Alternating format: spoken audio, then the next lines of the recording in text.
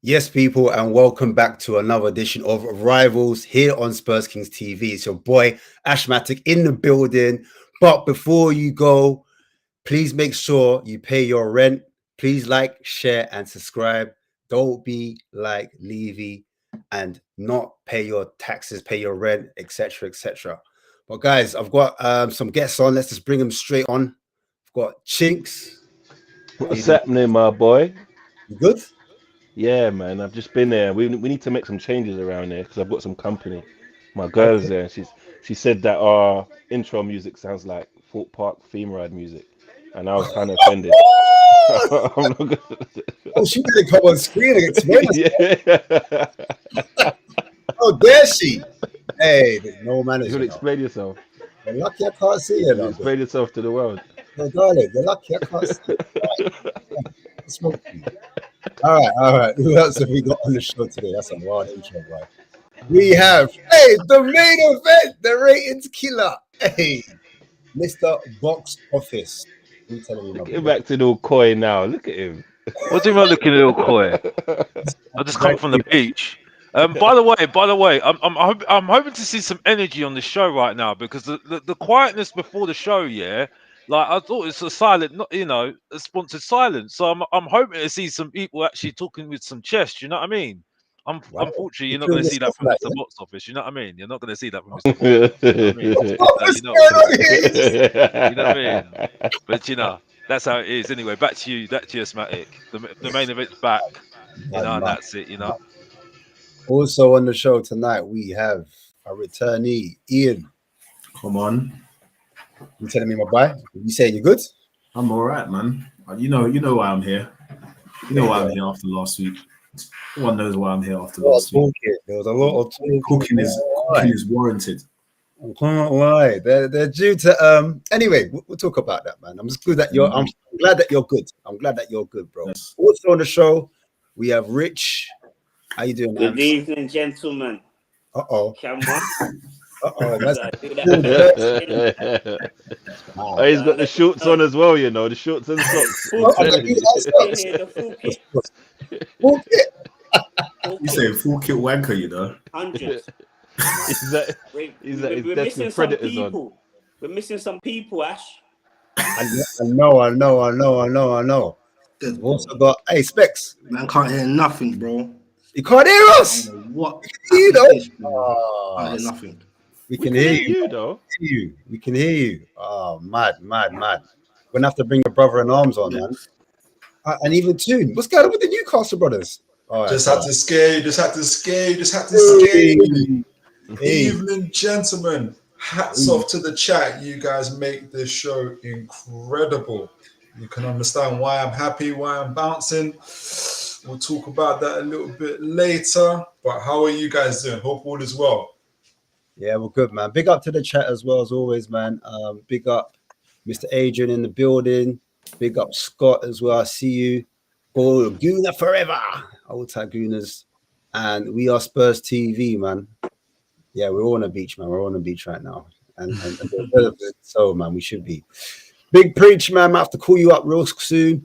Big yourself up as well. And just a hot potato, man. Big up. Yeah, man. But we'll get straight into it, man. Obviously, the main event is here, Mr. Box Office TV. And so is Tune Tactics, so is Specs. But yeah, I wanna just get everyone else's thoughts before we ask you guys your opinion about the game, because we did play a game. I call it James St. Patrick's, because the way Spurs were moving like ghosts.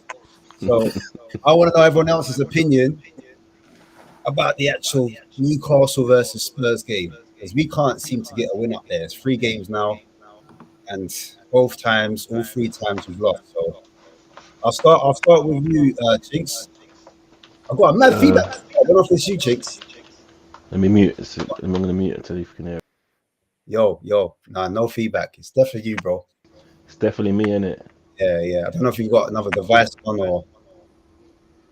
Alright, so hold on. Go to someone else and I'll try to figure this out. Ian, what did you think of the game? It's a do-rag. To be fair, I only watched, I think, maybe part of the first half. From what I saw, Spurs looked like the better team. You just kept getting caught on the break. Yeah, I think that's pretty much it. Like literally, that's pretty much summed up the game. Like we had a lot of the ball, they kept countering us, and it is what it is. But can you relate with that when you know like your team might have a bit of possession or might be compact, doing well, but they just don't have that killer instinct to finish games off? We say, can I relate to that? Did you say? Yeah, can you relate to that in some? I support Man United. We're never on top like that. Oh wow, yeah. So we'll get into that. Moving on, let me talk to Richie. Bottom Buckman.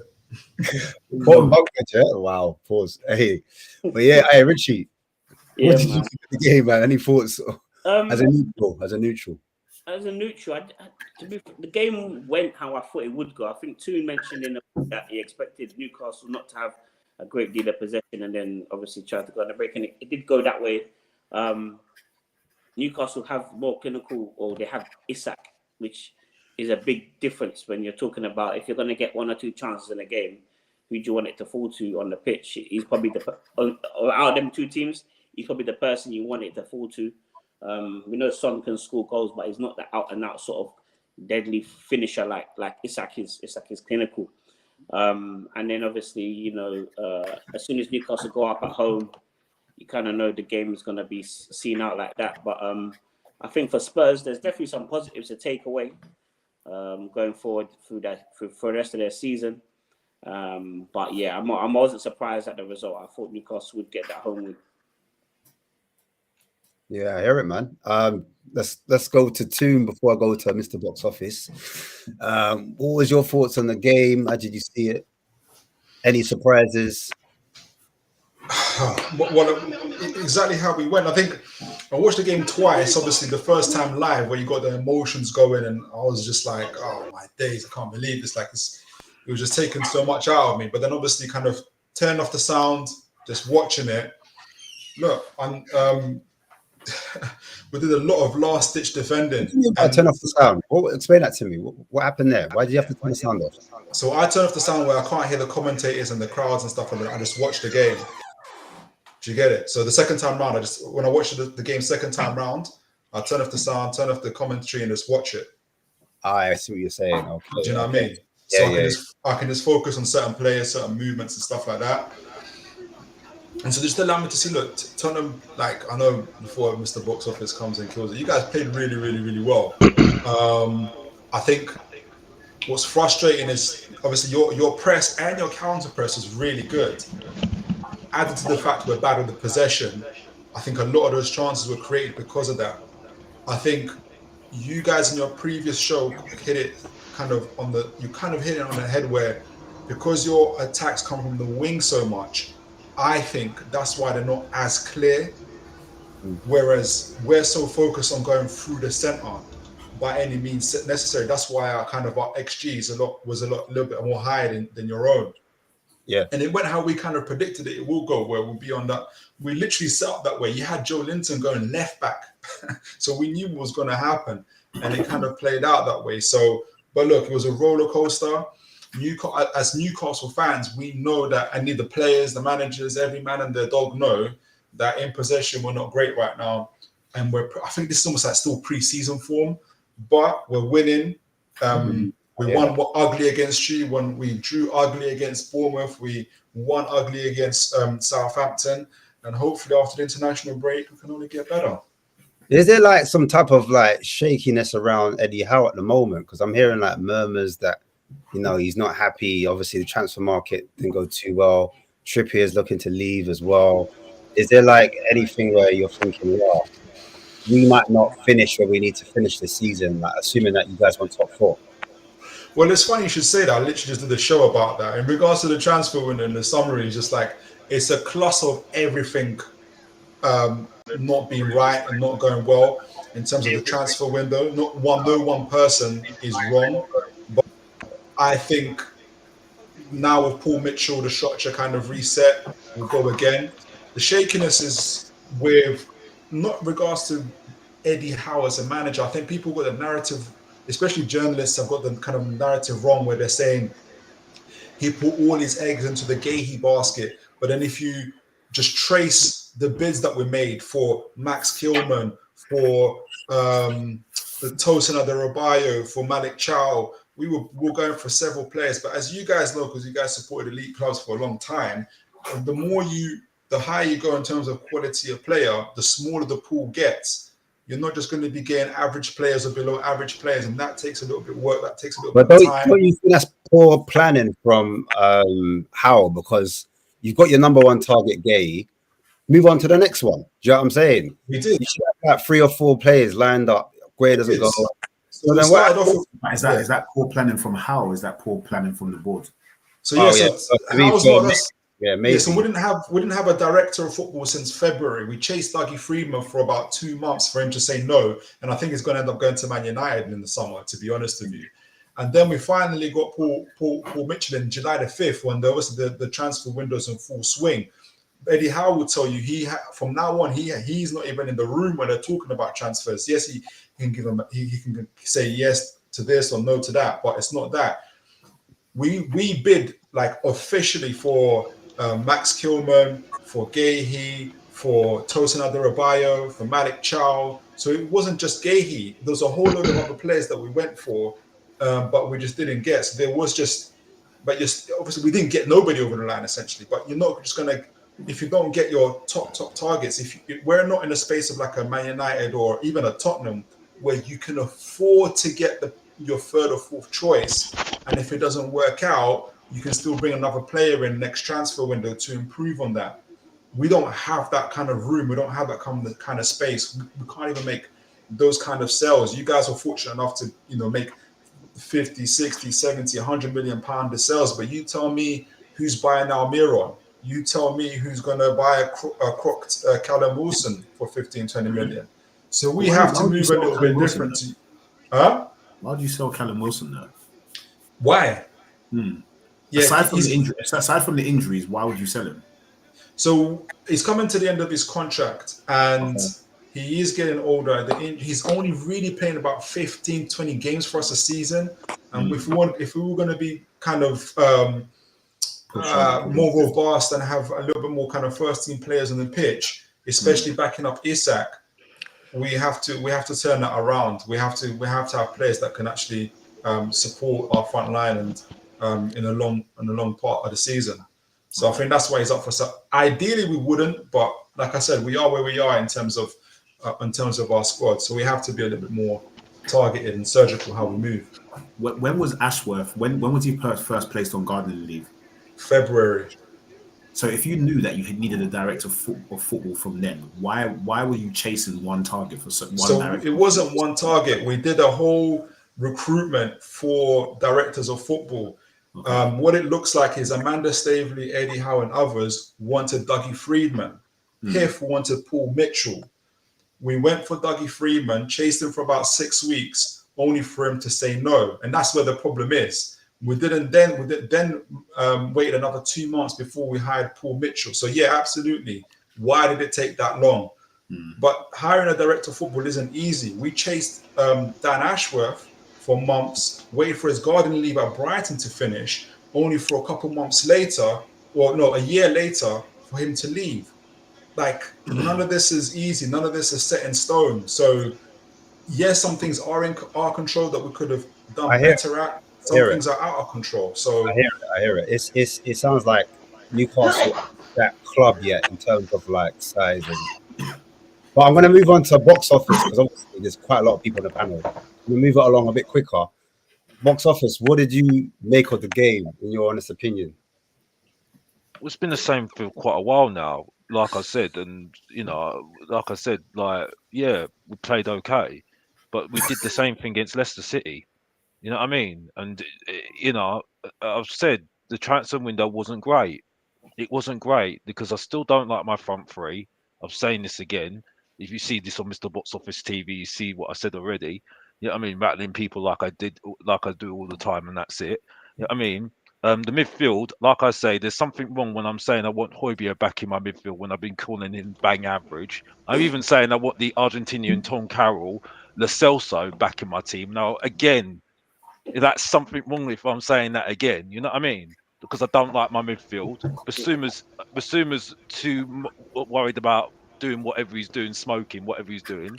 You know what I mean? And Man, Maddison smoking. not got the Balloons, bro. space to be actual number 10. You know what I mean? Sarr is just overrated, and we've got two generational talents that everyone's gone over the top about that can't even get on the pitch.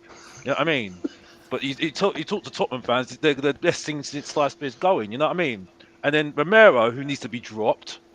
You know, when I say, well, you might as well drop him for Davis because you know, I'm not saying I want Davis in my team, but we kept him because according to our manager, we don't need defenders right now because we're trying to wait for the talentsy young players coming back from on loan next year.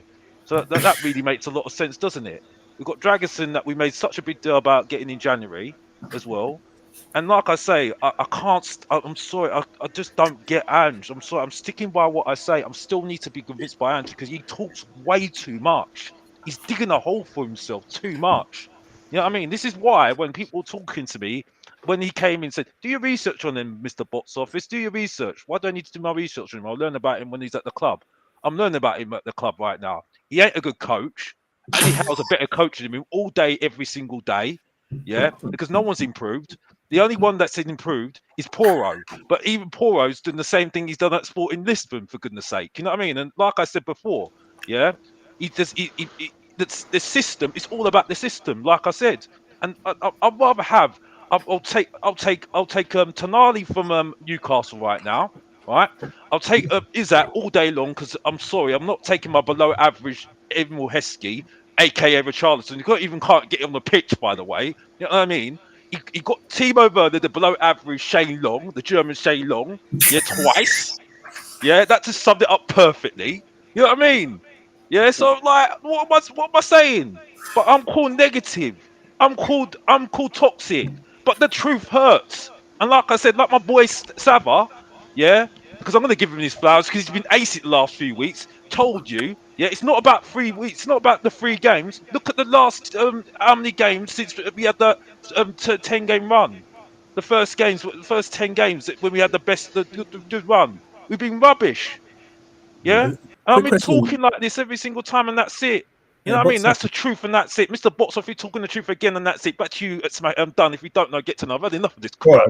Have you not got a defensive coach? Oh yeah, that's a. Oh, don't get me started on that one. Is he doing it himself, kind of thing? No, we've got a defensive coach, Jadanek. He used to be Aston Villa's younger coach still, but yeah, it's a bit techie. It's a bit of a sensitive question, that one. But yo, Specs, hey, Spexy. Specs is in the black, boy. Right, Specs is here. Let me go to Chinks. All right. Have I still got feedback though? Still got a little bit. Yeah, a little what bit. The hell is that? So it's not the headphones, man. I swear. Yeah, it must be in it. You don't sound too bad though. But quickly, talk to me about what you thought of the game, real quick. All right, so I didn't watch the game as avidly as some of you may yet, but I've just got the stats up I there. was listening. But look, I was listening. You look. I heard that. And so, Chinks, I heard that, and I was like, hold on, let me. You know what I mean? He's making you all laugh when he's taking the piss out of Tottenham. Jay, as soon as it came on, it's entertaining when we're taking the piss out of Tottenham, right? Yeah, I'm not taking the piss. I'm not taking the piss. Yeah. Well, thank you, Mr. Box. Hello. No, Box Office. All about Mr. Box Office. Oh yeah, Mr. Box Office, he's there taking. But look, though, yeah. But below average, Emil Heskey, everyone's KKKing in the background. Rivals are finding it hilarious. Even Mr. Box Office, I had to jump on because I was like, that. Yeah, I'm glad you showed up, Bob. Cheek, it's your time, isn't it? Yeah, I'll get. I know Jade's gonna have his time to shine. You know what I mean? You know, we'll give him time to shine. You know what I mean? But you know, sorry to interrupt you, Chinks. Yeah? No, but like looking at the stats here, you look at 20 shots, you had 66% possession, you had almost double the passes they had. Your pass accuracy was good.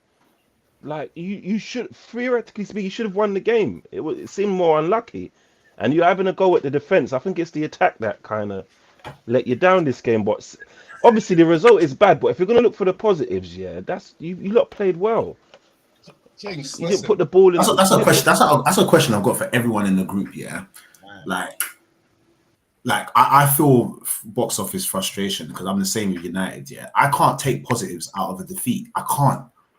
Because we lose too many games of football. And I'm sure it's the same right now with Tottenham.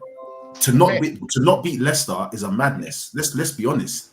Well, we still have to see United away at Leicester first, so you know. I'll tell you why we. Let's not count our chickens or anything. I'll tell you why we didn't win against Leicester. I'm gonna give Jay his time to shine because he does talk a lot of sense sometimes. He does sometimes. You know what I mean? You know what I mean? But the thing is, though, right? We've got no experience in that midfield. No one I can take in that midfield right now. Like I said, I want Højbjerg back in my midfield, yeah, because I trust him more than Basuma and Bentancur. Yeah. The problem was we didn't get experience in that midfield. We didn't get somebody like a Locatelli or someone like a someone that's okay, going back to that point. But I think he did too. The game with Leicester because he didn't have Højbjerg in the midfield. You just were toothless up top. Yeah, but the point I'm making is that when we lost that goal, we just completely crumbled. Yes, we didn't have somebody to say just hold the ball just for a couple of minutes, just to pass it around, just to like, when we went 1-0 up. No, against Leicester. Against Leicester, we completely crumbled. We just completely crumbled. He was 1-0 up at the time, bro. Yeah, he was 1-0 up, bro. I know, but then we lost it because after Vardy scored, right? Okay, we just completely crumbled, and Leicester could have won that game, yeah. And it's because our midfield and also the strike force. I told you I don't like my strike force. I said I don't like my front line. I said you don't like Solanke? Yeah, but that's the only one. That's the only one. Hold on, let me say about Son. Hey, what do you mean? But you don't talk about Son. What do you mean? What do you think about Son? What do you think about Salah? I'm trying to understand the Son disrespect right now. I can't lie. Disrespectful.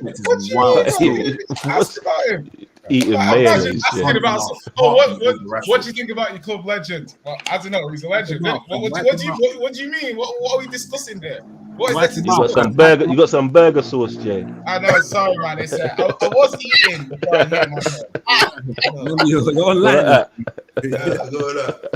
Why cleans himself up here? Hey, yeah. Can you hear me? Can you hear me, Specs? Yeah, I can hear you, but can you hear me? Because sorry, carry on. But hold on, did it sound clear though? Because I had to put you're clear. Headphones. You're good. You're good.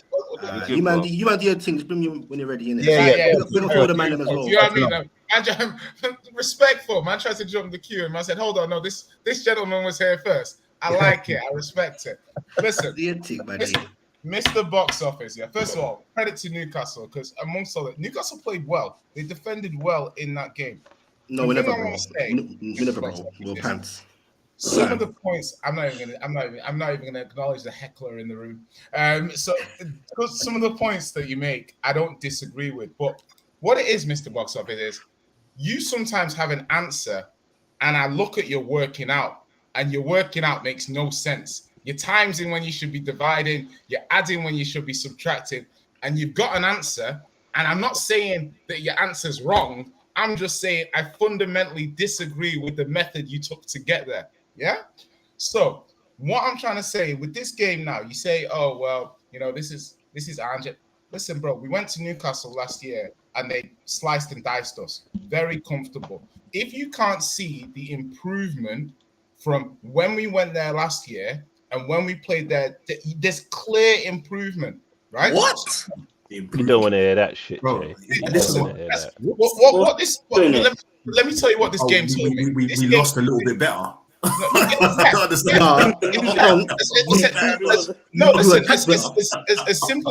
as simply as you want to put it, yes, we lost a little bit better. Yeah, that's simple. And you can laugh. Bro. I don't mind the context around it because what this result told me is, Spurs at this point, they can't go to Newcastle away without Solanke, without Richarlison. Even Lancashire would have been an option if he'd been fit. We had no target man forward and with no Van der Ven. So basically, we're saying we can't go there with no traditional number 9 and no Van der Ven. But Van der Ven got cooked. He got cooked in the last game, bro. That's what my point is essentially what I'm saying is we're not good enough quite to go to Newcastle away and beat them with a couple of. Yeah, but are you?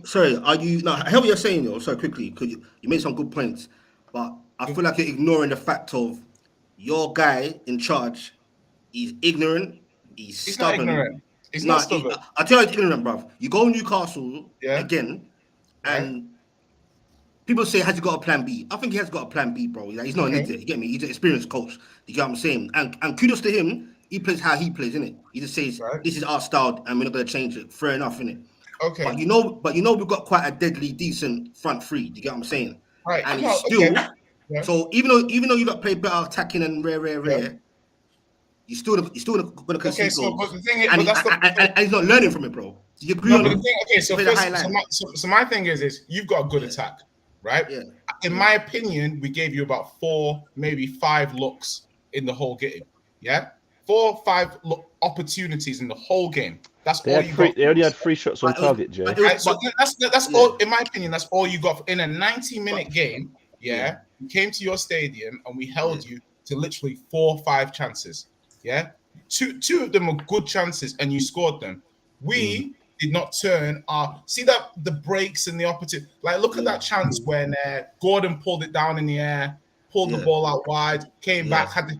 You were maximizing your opportunities. Like, you were hitting us on the break and you were smashing. The first goal, Barnes, it's a great goal. No, that's a good goal, but the second one for me is cheap. The second goal, bro, the second goal is on your behalf. Madison switches off in the press, but it's still a good goal. I can acknowledge that's a Romero goal. Never. He spanned Madison. He plays a nice through ball through. Great run by Murphy. We're ball watching. It's a good goal. Yeah, and Romero won't track him back. I don't know. I think it's a good goal. I just think it's too high. My point overall here is these are like if I was playing Football Manager, and I'd had these results that Spurs had, I'd be calm that I was going to have a good season. I'd be like, it's there. Do you know what I mean? Like, I can see what's happening. It's the underlying numbers. Exactly. Can I just go on, Jay. Right, so all I'm going to finish up is this, My opinion is if you play that game 7, 8 times, 10 times, like, I don't believe Newcastle win that game every time. I think it was a tight game and it went for Newcastle. They hit us on the counter. You know, it was a good goal. Like, I'm very frustrated at the result. In terms of the performance, I'm like, oh, cool. I'm not going to say this every week for the rest of the season. Like, oh, we played well, but unlucky. I'm saying in week 3, going away to one of the top 8 difficult games to go in the season, a narrow defeat, because going into the game, I had no idea what to expect from the team. So now I've been away to Newcastle and I've watched the team play and I've seen the kind of performance the team's going to be putting in. I'm like, okay, this isn't a bad bar to start from. We got to start winning these away games, but I can't be too disheartened. I just need to come back on this, right? Because I think people are making a big deal about the first 3 games of the season. Well, I'm looking back from when we had that 10-game run. After that 10-game run, right, I'm going to credit Sabbath for this because it's all on Sabbath's channel, Football Heritage TV. He's got the stats, right? Yeah. He's got the worst record than any of the managers since 2008, including, right? Who's it? Harry Redknapp. Yeah. We have Villas-Boas, Pochettino, Conte, and Mourinho. Right, he's got the worst record out of all of them. Why are you omitting the first 10 games? Because that was let's be honest here. That was a manager bounce. That was a manager bounce. That was a manager bounce. Okay, so it's a new manager bounce. Yeah. But unfortunately, I'm sorry.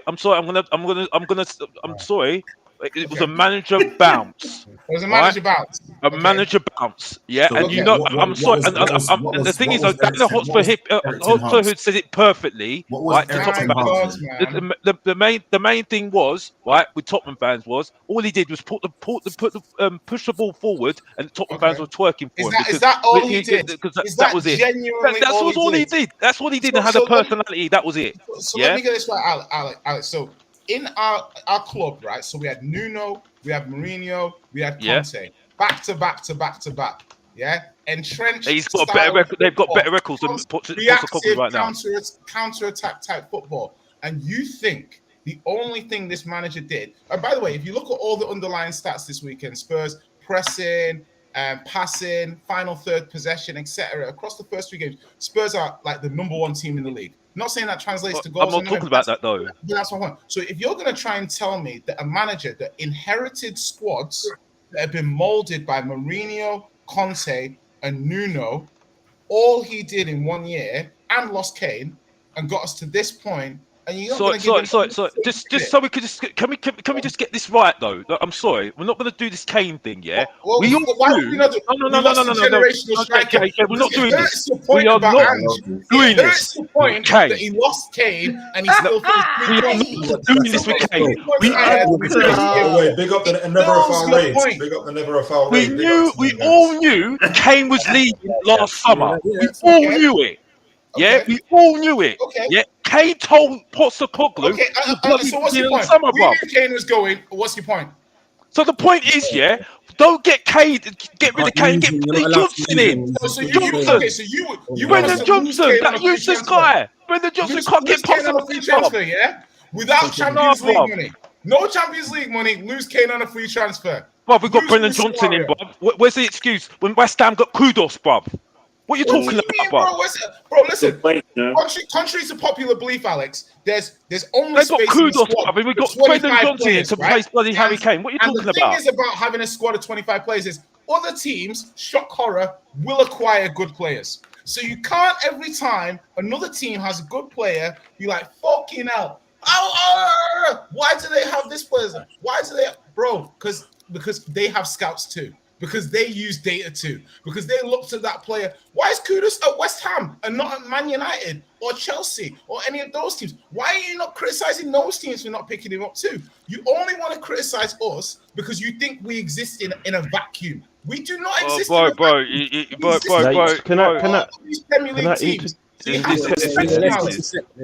You know what I want to ask you? I want the Tottenham fans to do something for me because I've never thought about it this way. Yeah, because box office Cass, said that it was Cass, welcome. You're a Man United fan, bro. I know. Yeah, just 1 minute because I think box office raised the premium on this now, innit? He's got the deluxe package. You can fit us all in. I think box office raised a good point there, and I don't agree with him, but I don't have the argument to say he's wrong. So he said that Tottenham had a new manager bounce, innit? And then after the first 10 games, it's had the results ain't been that good, innit?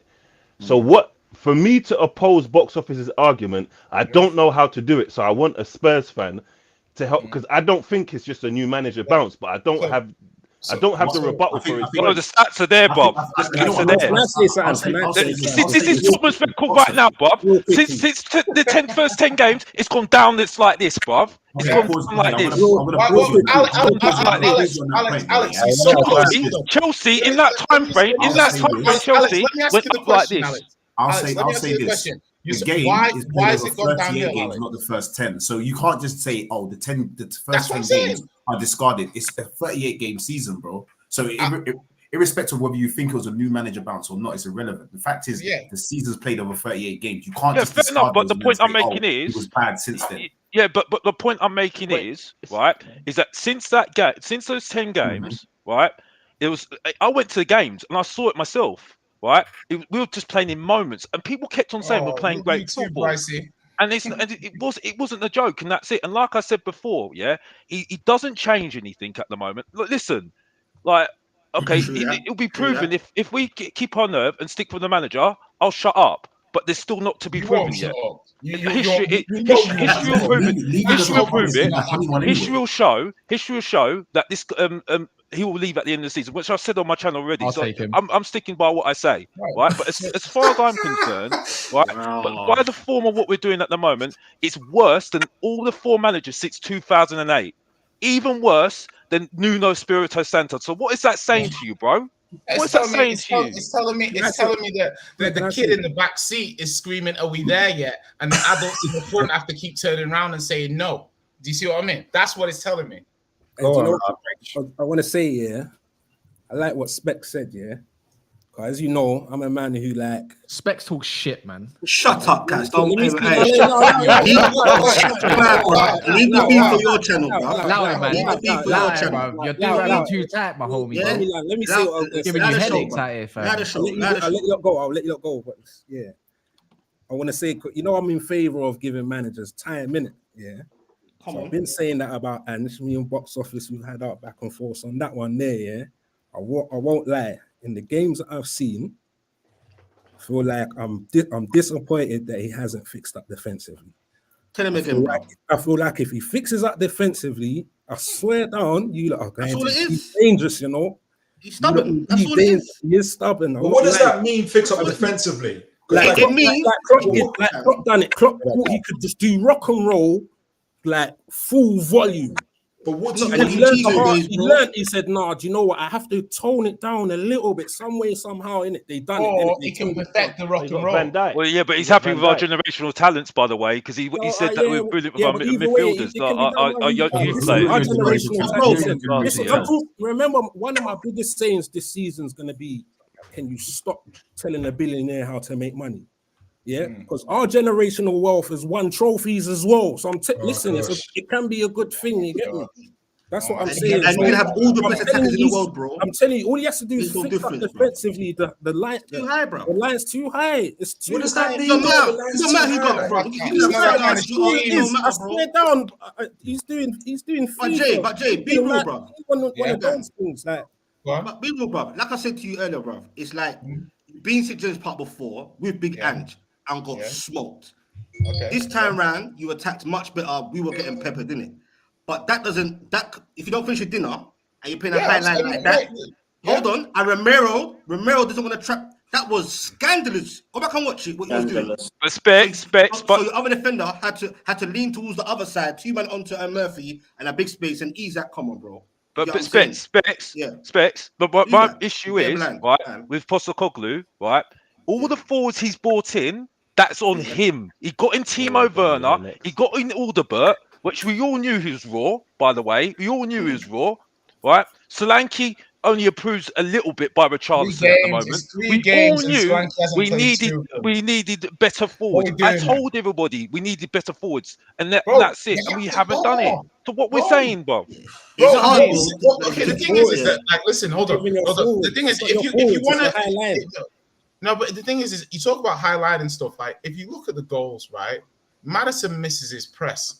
Yeah, like the thing with the high line is listen. You see, hold on, bro. Listen, we've got too many here. There's too many here. Your interpretation of let J Land. Everyone's got a different interpretation of football. So when people want to be like, oh well, this is my view of why we lost that game isn't the same as yours. So when people start saying, oh, you had the same issues, like, no, we weren't able to move defenses around. And to me, when I'm looking at what Ange is trying to do, he's trying to be like, right, we're gonna dominate the game. Yeah, we're gonna dominate the game. We're gonna have complete control, and even those transitions that we're giving up, he doesn't even want those to exist. Right, and those are mistakes of the players. That is not Ange. Those are the players. What I was gonna say is making mistakes. So also, to me, just one more thing. I promise. One more thing. You see what it is here. You see the opposition team. Them men there, like, can you see that space over there? That's fine, bro. Bro, that's a dream, bro. That's a dream, bro. Give Salah that space. That's a dream. That plays a highlight. But we play football to make space. I saw Ipswich countering Liverpool in game 1. We play football, bro. Can I finish that one point? One at a time, man. One at a time. One point. And then you can make your point afterwards. afterwards. One point, and I'll no clarification. I'm not really feeling it. Let him land. No, it's Liverpool. It's Liverpool. That's Liverpool. All I'm saying is, a lot of space, man. We play football. You're talking sense, though. I was watching last week's show. All I'm saying to you, fam, we play football. Let me catch you in the last 20. We make football to make space. We draw players out of positions. We don't need to with you. Got the whole back. What? Yes, you do. Front is take your moment. We are on the halfway line, bruv. Madness. But that's what happened, Preach, though. Tonali made Basuma move and leave the gap. Drop a little, like. Why? Because they're not winning games. They're not doing that. There was a gap because I don't understand. Tonali moved over Basuma. Tonali moved to the left, and Basuma made the mistake of following him. I'm talking about the continuous problem. You're giving me individual What's the situations. continuous problem? In a Okay, game. So Stubborn, it's all stubborn. Every every game you've got space, bruv. Every game you've got space. Of course, there's And space. you play a Of course decent team and you you can't lose, cover the bro. whole football pitch. So that means lower teams just need to kick the ball over. Like bigger teams Obviously, just bro, pass the ball obviously. through. It's Or just in space. Newcastle, Okay. we're just Right, asking. bro, all our obviously, tactics how many work. fucking Any teams decent have team Isak opens and up. Gordon? How many Right, teams have exactly. Isak and Gordon on the No, counter? you're not listening to this. Is what I'm saying. No, You're not listening Wait. to me. You're trying to talk. Because Are you're you talking bringing a about Newcastle generalized fans, by the way? you're bringing a generalized yeah, point and yeah. you're trying to see causation. Not necessarily. No, I'm not trying to being see- funny. Your point isn't necessarily wrong, but you can't You've just lost. extrapolate it and just think that covers everything. The games we played this season, okay, Leicester have hit us on the counter. Bare Newcastle foreplay, hit us no on the lose. counter. Why? Is it player responsibility? Is it player responsibility or is it tactics? Against Newcastle, that's down to the players. They switch off from the throw-in. Yeah, they're not marking Barnes in the middle. Yeah, Maddison loses his man on the press. Man, The everyone defense doesn't switches know whether off. to drop. Everyone That is switches not off. about the high Everyone has- line. That is the Everyone players has in moments, bruv. the high We line. had moments So if against you're trying to Ipswich, tell me, bro. if you're trying There's to know, moments, man. You're supposed to have tactics that prepare you for that. Whatever, man. Bro, it's just Well, Like, no. That's why people think Trent's To be a terrible fair- defender because he had cover. He To always be had fair, cover. that first goal, that was a good goal. They took that well. We did course it switch was on. a good goal. Romero went halfway up the pitch, though. That's one thing I will say. I was thinking, Romero, Where was your midfield though, Ash? Romero, get back. Our midfield was in Not defense. consistent. So because Basuma- Romero ran after the ball and Yeah, he Bazuma ran then after had the to ball. drop into defense. Yeah. Yeah, no one And- did drop in. Can we get one thing straight? No Van der Ven, like Ben Spurs says, no system. Yeah, that's just the way it is. Van der Ven is crucial. I'm sorry, but look, I know I have to hold this beating in a minute, but you lost to Emil. Yeah, bro.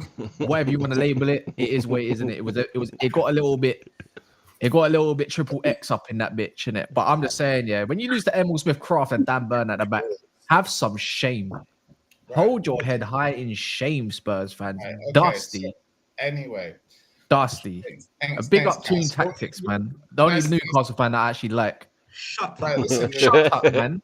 listen. But, You're four. Where's your glasses, bro? You can't see me, fam. John Cena settings, fam. I can just about see you, bro. I don't want to Yeah, I see know, you. man. Squinted vision, fam. Probably Right. doing Bro, on I your know you're ears too. still feeling rattled over the weekend. Lie, man, you four-eyed freak, man. Let it Shut marinate up, and we man. keep it moving, bro. I'll see you soon anyway. Yeah, yeah. Carry on, Jay. And that's bullshit about Mickey Van der And I'm Ven. not gonna lie, Newcastle was Bullshit, bro. shit as well, bro. I don't even know how you got away with it. You know what though? I big up for your resilience though, innit?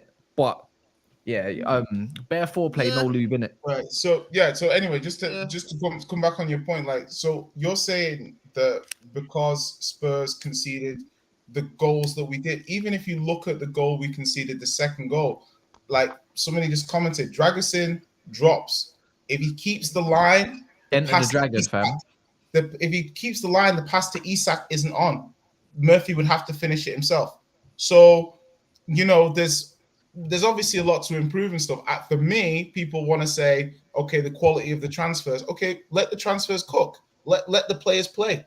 Give them an opportunity to play. Like, if you're going to judge the transfers now, should you not judge it after 20 Well, games? I've been judging the transfer since 2008. I still That's- haven't won the well, trophy yet. that's Bruv. fine, though. I'm still waiting to get married, Bob. No, Yeah, but I'm the still thing waiting is, to. I hate it when I've been in you Jamaica, bring the bruv. And conversation- I'll be Jamaica. rich Nobody before is I'm saying waiting that for the we haven't transfer, made bruv. You know what I mistakes. mean? I've been to Well, if- Jamaica. You know what I mean? This is my I'll be point. If rich. you want- Nah, it doesn't You know what I matter. mean? Doesn't matter. In Doesn't matter. Dragoson's We're going to go defense from the though, Spurs therapy session stopped to the us. Man United's therapy session. Yeah, He Jay, stopped remember, a this is in the certified office. goal though Chill, against bro. Isaac. He stopped a certified Chill, goal bro. with Too a serious last chance chill. tackle. It's okay. It's okay. It doesn't. Hey, it you're a doesn't lawyer. matter. Jay, you're a It's early lawyer, doors anyway. It's early doors. Jay, you're a Nothing to lawyer, worry innit? about. Right? You're a lawyer, I swear. He studies law.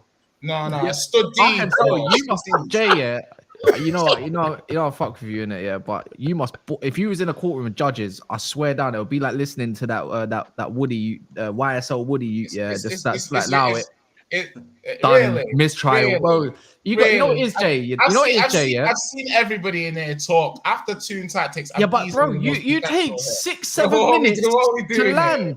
You What take are we- 6-7 minutes to land. That's Like fine, bro, because I marinate the point, bro. That's Marinate, the bro. point. That's the thing I came to see, Overseas, bro. Cat said it's burning. The meal is burned.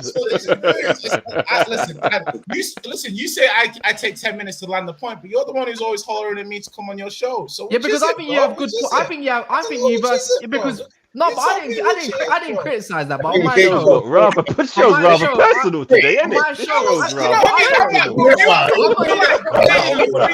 I'm like, yeah, sure. He comes on there and says, you talk shit. Yeah, because I think you're a good personality. Don't have it, innit, Jay, yeah? man. Tell him again, man. Don't test again. That's what I'm saying, Don't bro. test again, man. I'm Maybe on saying, man. maybe on other shows, but on my show, I cut you off. Okay, innit? okay, all right, It's all right, easy, all right. you know what I'm saying? Are we done No with offense. Spurs therapy? We've got Yeah, we're enough done time with to it. mention Man United. No, you know what? Is everyone in a rush tonight. First of all, I want to say thank you to everybody that come out here tonight. I'm choked up. I'm made for this game, and anybody who wants it can have it.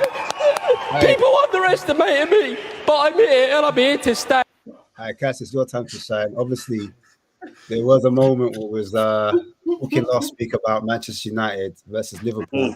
Old Trafford at home. There's a Like few everybody, things that sorry, Ash, everyone turn off your screens except for Ian and Cash. Is that what he's doing? No, What do you mean? Ian don't even support Man United, bro. Okay, so before we even get into it, yeah, I'm just gonna say this. How can a Man United fan be smiling, waiting for me to get caught? I'm waiting for Richie, bro. I'm waiting for all of that. It's like, what we doing? Do you know why I'm smiling? Do you know why I'm smiling? Yeah, you see me, yeah. I'm not a delusional fan. You see, last week, yeah, you came with bare energy, bro. Because bare energy. What did I tell you? What was gonna happen in the game? Oh, here we go. What did I tell you? I last week. Sorry for supporting my club. Let me land at this point, yeah. Last week I let you hang yourself, bro, because you was talking fast. You was talking fast last week on the stream. That we're gonna turn them over. We're gonna do this. I was like, cool. He was talking. What did I predict the scoreline to be, Cass? If you remember from last week's show, what did I predict the scoreline to be? What did I predict the scoreline to be? Ian, I can't lie. Most of that stream, they went through one ear out, one ear and out the other when I was listening. I'll remind you. I told you that the game we would lose 3-0. Yes or no? Who remembers last week? Yeah, I remember. Cool. What happened? You lost Bro, 3-0. Let me raise another point. What did you say about Gravenberch last week? What did you call Gravenberch last week? Hey, he ran through that whole shit. What did you say? What did you call him last week? I look, he had a good What was game. the word you called him last week? Bitch. The thing is, he had a good Cool. game. What did you say about Mainu last week? What did you say? What did I say about Mainu last week? If you're here to go get your credits, so here say I told you so. What did I say about Xerxes last week? I hear it. What did I say about Xerxes last week? No swiping, Jordan. What did I say about Xerxes last week? You turned around and told me pressing striker. He lost every duel in the game. He didn't win a single aerial battle in the game. You gave a lot of energy, and I told you stop being a delusional Man United fan. Delusional. You know what? I like the word delusional. Over my eyes, bro. Can I have my phone call? Over my eyes, over my eyes. Officer, can I have my phone call? I ain't seen my champagne in the FA Cup, bro. I'm a realist. He needs help. He needs help. Help. 3 seasons in a row. Eric Ten Hag lost 2 games, 1-1. First season, second season, and now the third season. And you want to come and tell me that this was the man that was supposed to defeat Slot? Did you see the breakdown that Slot did at the end of the game? Did you hear the breakdown, bro? Did you hear the breakdown, bro? He broke it down within less than 2 minutes about our tactical setup, and he mashed us up with ease. They didn't even get out of second gear. Right or wrong? At best. We got cooked. Right. The man were doing rondos at Old Trafford. You always wear a little bullshit. You always wear a little bullshit. Rondos at Old Trafford. You know how disrespectful that is. Right, Ian. I've seen your complaint, as you see. You know, took the glasses off now, and when it comes to Man United versus at Anfield, I'll do it again. And I'll smell out your bullshit. And sorry for supporting my club in it, the way I want to support my club. I like it. Now, I like it. I'm getting policed by Ian, who in the comments you would probably think, right? You'd ask, is he a Liverpool fan, right?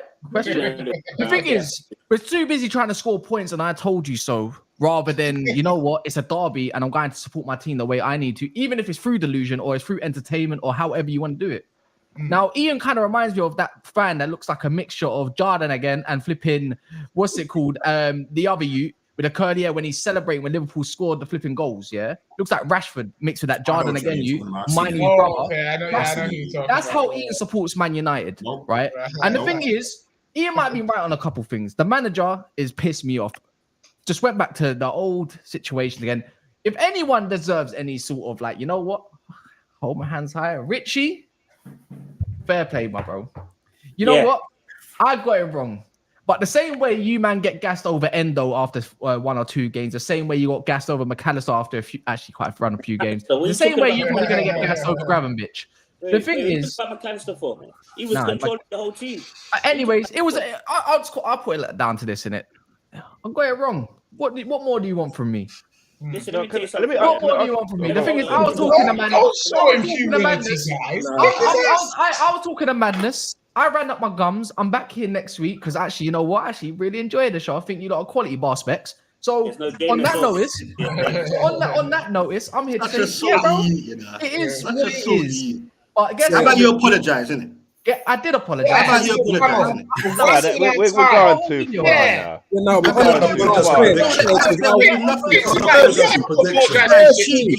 He's I got it wrong. I'm here to tell Richie, you know what, my brother, you know, I got it wrong. I apologize for running up my guns. Wait. Don't apologize. Hold on. Guys. Wait 1 sec. I'm still talking. I think my eulogy is going quite well. So at this point, when it comes to Anfield, Richie, I'm going to run up my gums again. So, you get the same and hopefully, you know what? I'll be a little bit more humble because it's Anfield, innit? But you know what? Unlike Ian, I don't want to get too comfortable and start saying some stuff. I barely know you, innit? But kook is the word. Yes. I'm not on that notice. Like, I will support my club and I will believe in it because it's what you do as a fan, innit? It's what don't believe in it, though, bro. And not look, no one.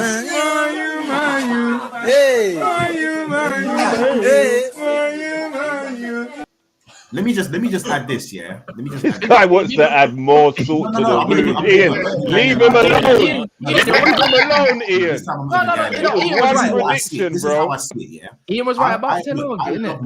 I love my club regardless, right? No, you don't. This is that because you say what you need to say, Bob. Say what you need to say, Bob. Even Mr. Box Office is like, don't lie. No, I've seen the glory years of my club. However, I'm not a delusional fan. There's a difference. A lot of the fans they did a poll after the game, yeah. I think after the FA Cup win, and they asked Man United fans who wants him to stay. I think the poll came back like 70-something, 80-something% of fans wanted him to stay.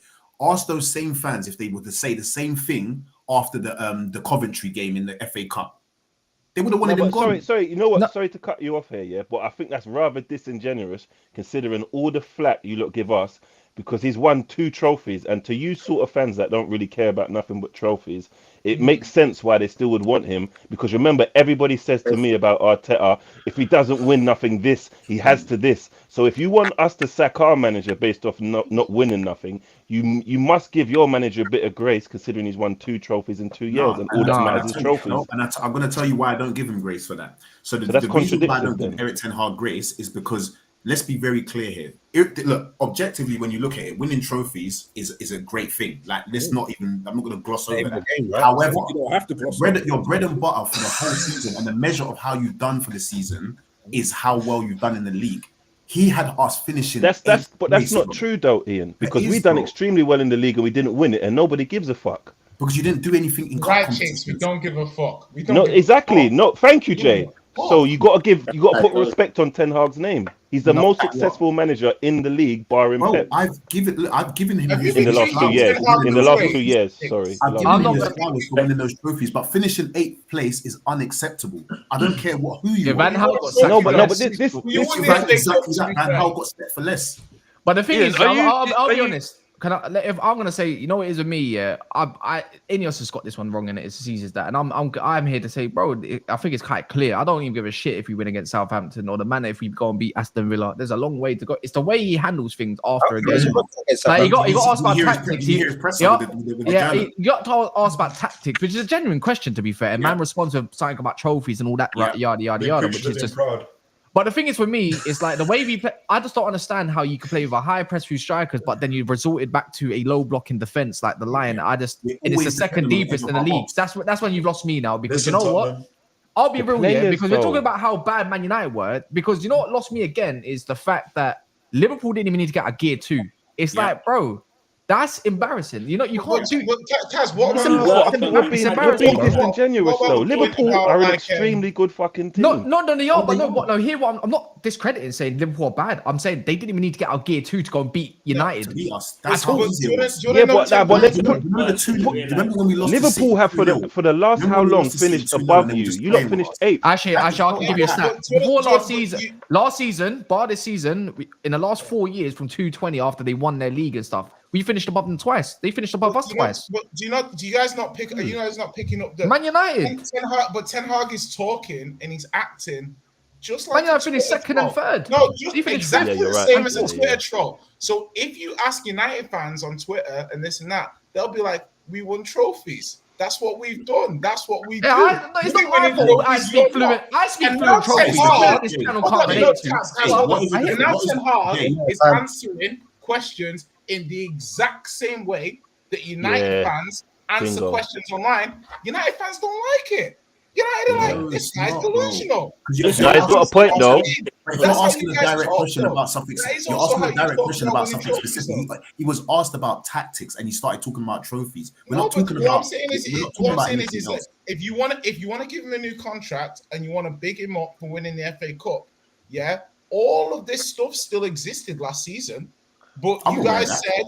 Do you see what I mean? But you guys said, okay, over my eyes. I wanted him gone even after he. I appreciate that, but 80% of your fan base did not, right? So I didn't take the point. United fans have what they deserve and what they want. I'll take Ange. Give me Ange.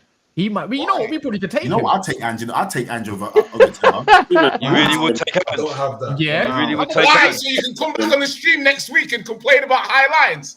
Nah, you know what? Would you be happy with? Would you be happy with finishing second for the last couple of years without the FA Cups and the Carabao Cup? Would you be happy with that? You're talking to me, by the way, Mr. Well, Boxer. both of you. Well, for me, if I'm in Arsenal shoes, I'm not gonna lie. I would have sacked him. I would have sacked him by now. This year gone. I'll be get rid of him. You're an insane man. No, you know what it is for me. No, but I appreciate the consistency though, Kaz. I don't like second. me and second. Yeah. If the thing is, from what I remember as being obviously being a kid before it went bandy at 17, yeah, when I was winning stuff. No, I don't know. I finished second and third, but bro, even then I was looking at. Sometimes I was looking at. You're right there, Fergie. Third place, like you're right there, bro. Like the thing is, I wanna win. I can't even now, even though my standards are gone topsy-turvy, I'm a bit more realistic of where my club is at. But if I was where Arsenal were and we lost in the league in the manner they did, get out. Get even one year. Were you Man United fans when Alex Ferguson was in charge? I wasn't alive. Yes, you were. You were. I was. Ian. Yeah, I'm not surprised you're acting the way you're acting at the moment. This is what I'm saying. But you're old school. You're kind of an old school sort of man. You know, you've got that mentality of man. That's the way. That's the reason why there's a difference. Wait, Ferguson. You mean when he took charge in the 80s? That one. The way that time. I wasn't alive. Obviously, there. I was born in '96. For me. Back then, I hate the United fans. You're born in '96. I can't stand those fans, that try to say, look, they tried to do it for Ollie. Oh, look at him, he took 5 years to do so. I'm like, bro, this ain't the 80s no more, mate. Yeah, that's real rap. There's such thing as fast food nowadays. You can go and grab it. That's the way it works. It's real rap. You have to understand the way you are now, the situation you're in now. You have to accept one thing is you're not very good. So once you accept that, you can move forward. That was Ash. Remember when you said I was so calm and cool and just murderous? That was exactly that. To be honest, I quite like what Man United's got in the team. I quite like the team at the moment. The squad. It's not the greatest, but it's not the worst. But the thing is, I'm in actually belief. Look, a more competent guy that comes in and all that, and you're still addressing issues next season. I understand that. These players, am I meant to believe all these players are just bad all of a sudden? Like they're just crap. It's not that. I just think there's something not right. Bruno coming out saying what he says kind of tells me there's something going on already, innit? Like something's gone on. Man got his contract and said, you know what, I'm gonna beef you now because player power. That's the way it works. I think Ineos got the window right. I just think, in this decision, I think they got sold out by Man United fans that did want to keep him at the end of the FA Cup. I didn't want to keep him. I was hoping he was going to get sacked. But I just said, I'll back whatever they want to back. If they believe it, then that means all Man United fans can see that by that game, Liverpool, I don't care if you get, again, about Southampton, Aston Villa, that game, your arch rivals whooping you the way they did and not even getting out second gear. They didn't break sweat. Yeah, for me, that's just a sacking in itself. and that's embarrassing. You've got all your tools. What's the excuse? You've got a whole new, brand new staff. We believe through the first game, we gave the first game an excuse because it looked better. In the second game, you should have won, but I didn't get over the line. We gave the excuse. You said, you know what, on a better day, striker, you finish. And it goes to show, without Jay's right on one part, without Mason Mount, his whole flipping system capitulates.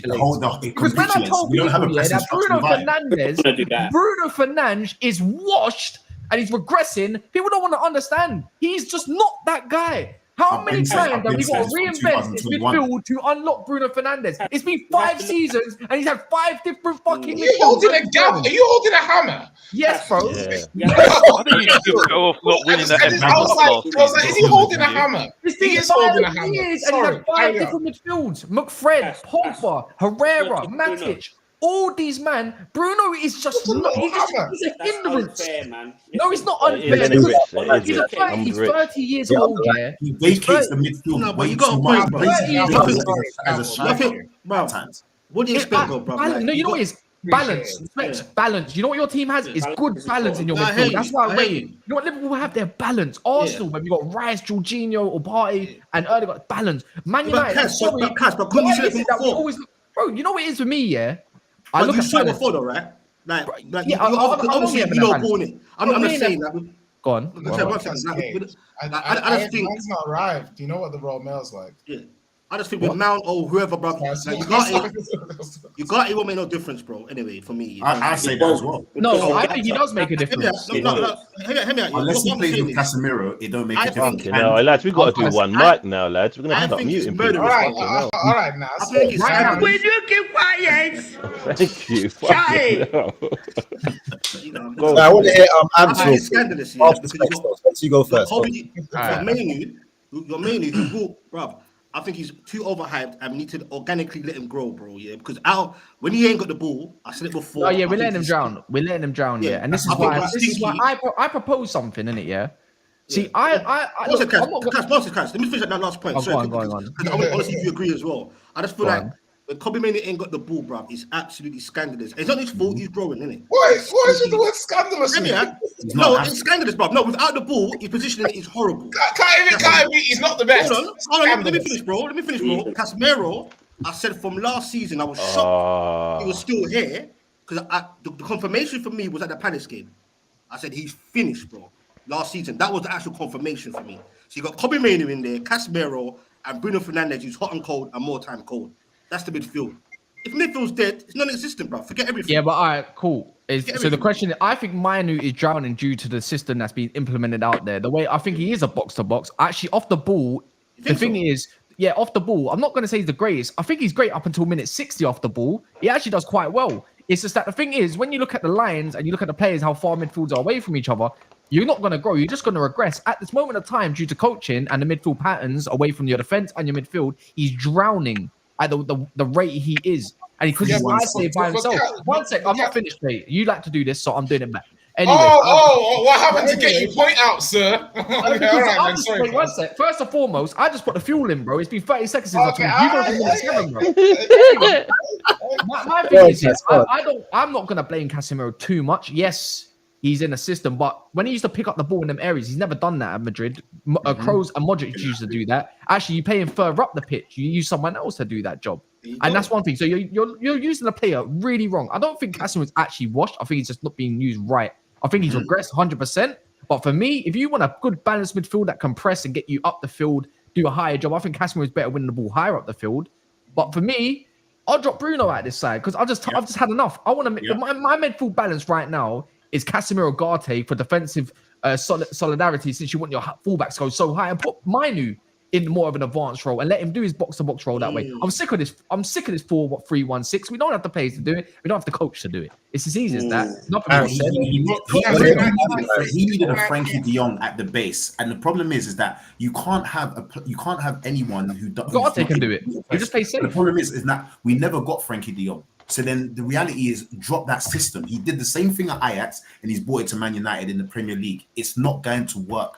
Liverpool set traps for us all game, and it was so easy for them to bypass us. It was Casemiro got pressed back. It was disgusting. Telling you, Casemiro playing first time ball. Mainoo's not even looking. He wasn't even looking. Casemiro plays the first time ball. trying to play it between the lines. This is- What for? I was But going to this say, I is the thing. saw amateur online looking at tactics, and he was saying how Ben 10 he relies on players' abilities. It's not their tactics. So you're saying at Ajax, if you look at the players, they were good players, and he just let them do what they do, and so he just allowed relationships to kind of just form because it was good, and then You say the coaches put the right pieces together in terms of that. And that's what, so I think maybe that's what the issue is maybe he's not like the best tactician, but he's like, if you get the right information kind of guy, I think like, and you know what, I just want to throw a little life jacket, right? Because I watched the show last week as well, and I was agreeing with you with the like it's Liverpool, Man United. You get me, like Ian. You should know that you're saying you're from the old school. You should know that as well. That Liverpool, Man United, anything. But that was the old school, bro. No, bro, I saw my team get spanked 7-0, bro. I want to argue. I swear down. I saw my team get spanked 7-0, bro. Fam, I'm saying, but like I've seen, like error as well. You ain't seen that happen to Liverpool, bro. I've seen Fergie embarrass Liverpool, bro. Like, 7-0. Not 7-0, preach. 7-0. I see man do a scissor kick. Bro, it's like That's a bit. It's 3-0 Di Maria. It's like people in prison complaining about who done the worst. We're all in prison, innit? Like, I've been embarrassed. If I'm in prison for fucking tax evasion, you're in prison for murdering somebody. So I was just saying, I'm saying that though, on Cass's supporting him on that note there, like, I agree, didn't it? Because look, you beat us in the FA Cup. You get me, like, you're in the league. But just I'm risking wrath from the Man United fans, but I'll just say this. Obviously, a year ago, maybe just last season, the accusation for Ten Hag was that he wasn't playing. There was no identity for Man United. He wasn't playing the Ajax football that he was told to bring into Man United. He did say, "I don't have the players to do that." So that's why he had the counter-attacking style in the first place.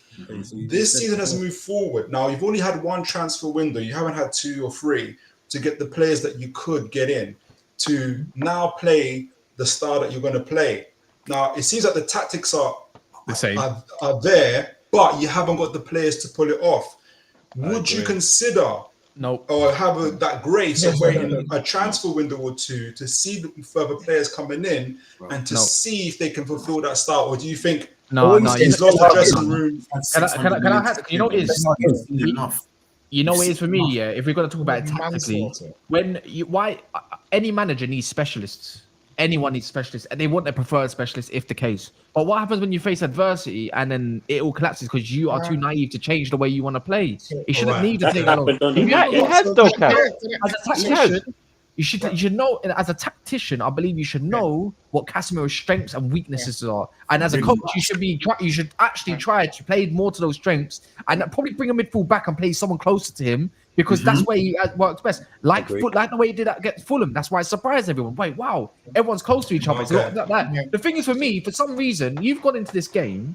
You played a high fullback, an inverted fullback, which didn't really it worked. And then you've got a false 9 dropping deep. But there's no one up top though, because you're waiting for Rashford to do runs. But the players that get the ball, I remember Rashford, he gets slagged off mad. But he made 3 good runs in that game, and I remember watching it back, and he got ignored every single time, bar 1 on the 4th time, which didn't get to him in the end. And I'm just like, what are you waiting for then? Because when you need to change up something, why can't you do that? Come on, man. We set some traps. And we changed. Let me dive in, Richie, because I've been waiting. You know what we did against 2-4. No, let me hear Richie. I haven't heard Richie for a time. Let me hear Richie. What the fuck?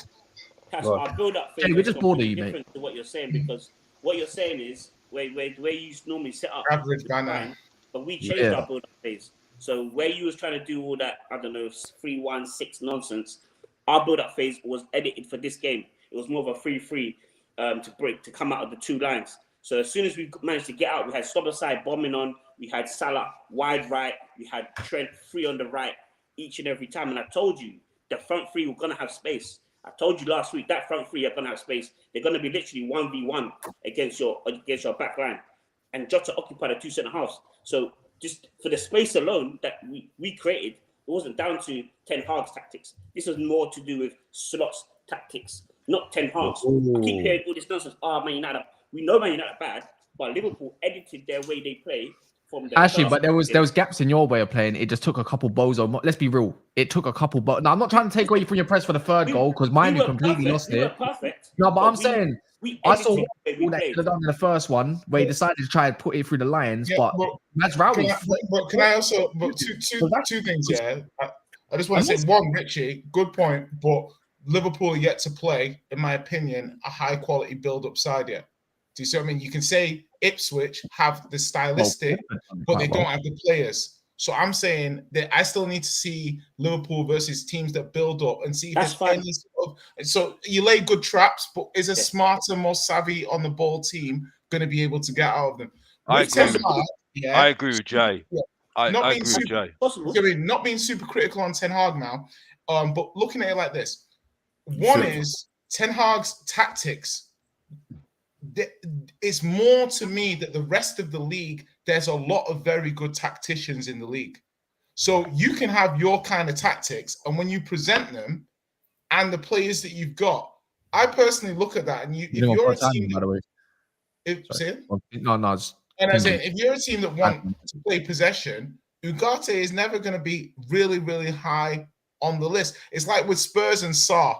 I said this a few weeks to myself, mentally. I didn't say it out loud, but I said it mentally. I said, what kind of team do Spurs want to be?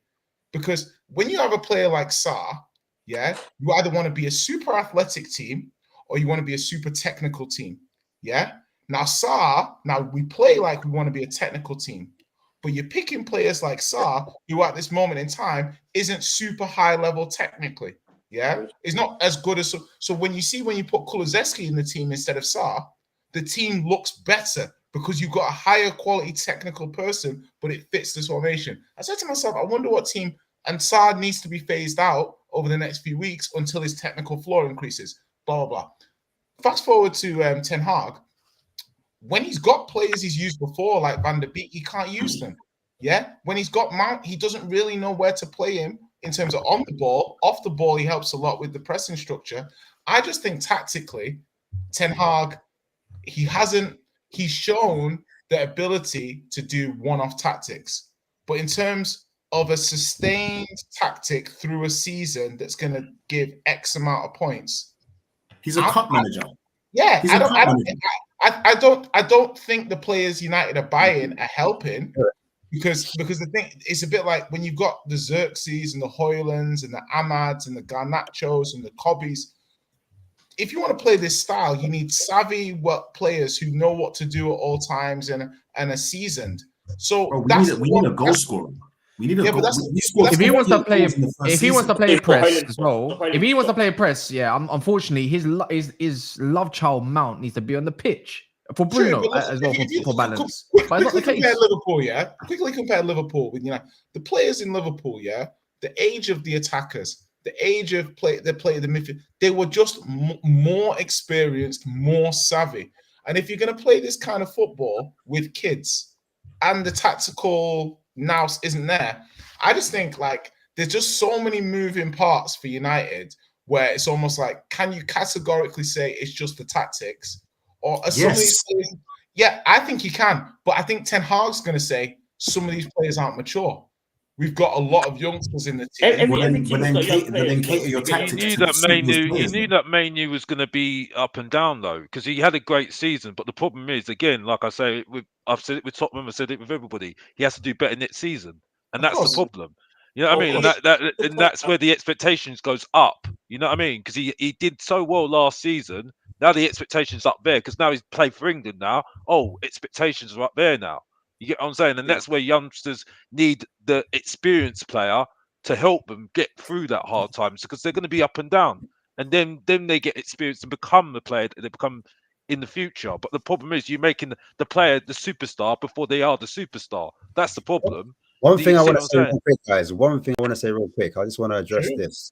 But when Man United, when I say that we do something, right, but yet we have something that looks a little bit more positive, we play in a way which I can look at and think, you know what, that's not too sad. I can watch this and whatnot.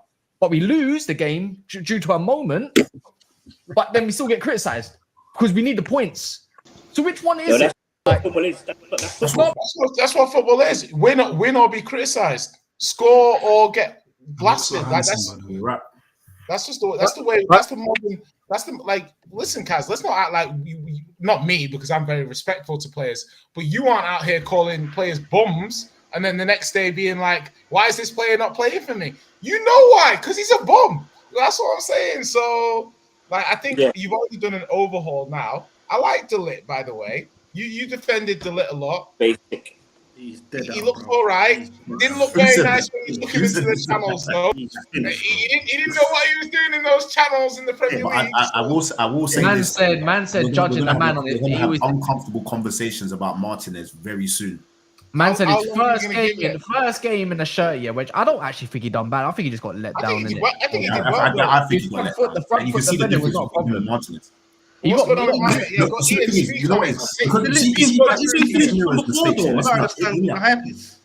land on this one, yeah. You see, Casemiro's mistakes were highlighted because they resulted in goals, right? No one got onto Mainoo's back. No one got onto Martinez where you had that hospital pass and then Salah had the chance which he should have scored. Very true. The problem is because these work didn't result in goals, no one said nothing. But the reality is Martinez was awful in that game. They did it awful. Targeted him as well. And Ian, you make a good point last week. You said Mainoo can't run. You said he lacks athleticism or something. And yes, he lacks it. This game. Why he can't run? Bro, we can't. You should have watched the Euros. I could have told you that from the Euros. I think Mainoo's a good player on the ball. But the problem is Mainoo's not comfortable receiving the ball with facing his goal. He's not comfortable with that. He's very good. He's very good. Wait, what? Nah, I don't know about that one. He lost the ball. Don't get wrong. He lost the ball. Don't get wrong, and I think that comes down to experience as well. He's really good. If anything, he's really good. I'll tell you why I say that because I don't think Mainoo doesn't read danger that well. He's good. He's good with feet. I would have him as I would have him as more of an advanced eight because I appreciate his defensive qualities. Yeah, I think he's got good defensive qualities. He plays in number 10, you know. No, I think he'd be better. I don't want to play with 10. Mainoo's gonna have to play further up the pitch. I don't see how he can play in the pivot long term. Ian, I think that's just experience, bruv. That's just experience, bruv, because you're not going to learn that over time, bruv. Because Michael Carrick, for you, when he came to your team, he didn't learn that he only learned that over time, you know what I mean? Sensing danger, you know what I mean? You're not going to learn that over 18 years old, you know what I mean? I'm not being funny. Yeah, even at Tottenham, Carrick could smell danger. Carrick's been a baller since day dot. I'm trying to say an example of a young player. You know what I mean? I'm just saying that he got a lot better in his career. He progressed. But that's what I'm saying. The point you're making in terms of like the player coming in and expecting the player to be the 25-year-old version of himself when he's just 19. He's a kid, bro. Let him grow. Hold on. Jack Wilshere did it. No, I'm joking. No, but the thing about Mainoo, for me, and I want to understand what you guys think here, because Wilshere's better than Mainoo. Is ball progression, at the same age, Wilshere's better than Mainoo. Tell me I'm wrong. I like your highlight. No one's arguing that. Because there was quite a few progressive passes that he made during that game as well. He did. Look, and I was going to say, Kaz, at the weekend, he passed the ball. He broke like a 10-yard pass, and I couldn't believe it. I said, what is going on here? Because he never plays 10-yard passes, right? But the thing I've got about Mainoo is he's a very awkward midfielder to find a partner for. Yeah, because obviously you need somebody who's going to progress the ball well with him, break lines. He's not the most athletic, so you need an athlete too. Yeah, if Bruno's playing in the 10, it means that your DM has to have all of these characteristics. Ugarte's got. Why do you think Casemiro did better when Fred played next to him? Of course. You need someone with legs, bro. Yeah, but that's where. So my point is that. The problem is that we know coming into the team, Ugarte is just going to replace Casemiro. Yeah. So basically, for me, he don't getting dropped. He just got a new contract. He's not getting dropped. Can I just say that I don't want to see Bruno playing for us again. But the problem is Mainoo has to play the 6 or the 10. The 8 in terms of how you have at the moment, it won't work with Mainoo because he can't do the ball progression, deep lying playmaker thing, and also keep the athleticism necessary. According to United fans, he can. He can't. In my opinion, watching him play, he can't. So you either I'm leave him aware. sitting as a 6, just cleaning up, and then he becomes like your natural guy under pressure, helping you play from the back, or you put him as the 10, and he becomes the creative person, bombing the box, trying to do GA. The 8 is not his position. Can I build on that point there, Jay? Yeah, Maybe because I think drive. Cash said it earlier as well. Yeah, why do you lot still have a 10? That's a luxury position. Like most of the big teams doing well don't have 10s. I'm saying, okay. Because everything, you know what is where Bruno is now. Yeah, Bruno is now to United. What? Sorry, Jay. Coutinho used to be what Coutinho? Sorry to stop. I just had to. Bruno now for United is what Coutinho used to be for Liverpool when Klopp came in. Everything goes through him, and we can't keep continuing that. It's a massive issue, and it's been like that for years now. The problem is nobody else takes on that creative responsibility in our team. That's a big problem. Sorry, Jay. Sorry, I apologize. Before you do this, shut up and talk. Sorry, because you know what it is, yeah. Because I just heard something. Because you see, like, what's his name? So imagine, yeah. Am I wrong? Yeah, saying Bruno's been like one of your best players recently. Not maybe this season, but for maybe a free, barring Rashford's one period. Statistically, I've had so many Man U fans on here tell me how great he is. He's your best player. He's one of the best cams in the world. Yeah. So it's back to one of the England things. So what happens now? Yeah, if you lot don't play him and you lose, where's Bruno? Where's Bruno? Like that's what a lot of the fan base is gonna say. And then the last time I ousted a player who I recollect was Sancho, he got Ten Hag got abused left, right, and centre. I'd say they'll try to call him racist, and like they said they put him in such a difficult position that he can't make these calls because he's getting daggers everywhere he goes. But Chinks, can I just say quickly, because the thing about fans and a lot of football clubs nowadays for me is that's why people like youngsters, because they have no stigma of failure. Yeah, that's why fans like players when they're not playing more. How can you miss me if I don't go away? Yeah. So the absence makes the heart grow fonder, and these players get their values and their ratings increased by not playing. Yeah. So when you look at a Sancho, it gives them something to beat the manager with. You're not playing this player, and if you did play this player, the results will be better. So this is a confirmation bias of me saying that not only do you not know what you're doing, you don't know how to use the players. The player can go somewhere else, do nothing, and come back, and you will still be beaten with that stick. It's why people look at Havertz at 60 million and say, man, I don't want to buy him, because he has a stigma of failure, of not living up to the guy he was at Leverkusen when he was a kid. So people would rather be like, who's the next Havertz with no stigma of failure that we can spend 70, 80 million on than this guy who everyone was saying was going to be top shit at 21, who's lost his way. And that's just, for me, normal fandom and scouting too. You want like Timo Werner then at Leipzig. Yeah, that too.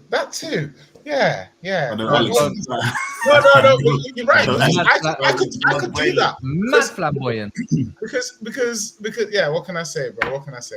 Because when you look at Timo Werner or something, I could make the same arguments. I'm not gonna, because everyone's got eyes, and that's where we see the limitation of data. Do you see what I mean? That's where you see Timo Werner is a great example of where you see the limitation of data. When you look at it, you can be like, oh, he does this many dribbles, and he can do this, and he can do that. And then you look at him and you say, what is this? What is going on here?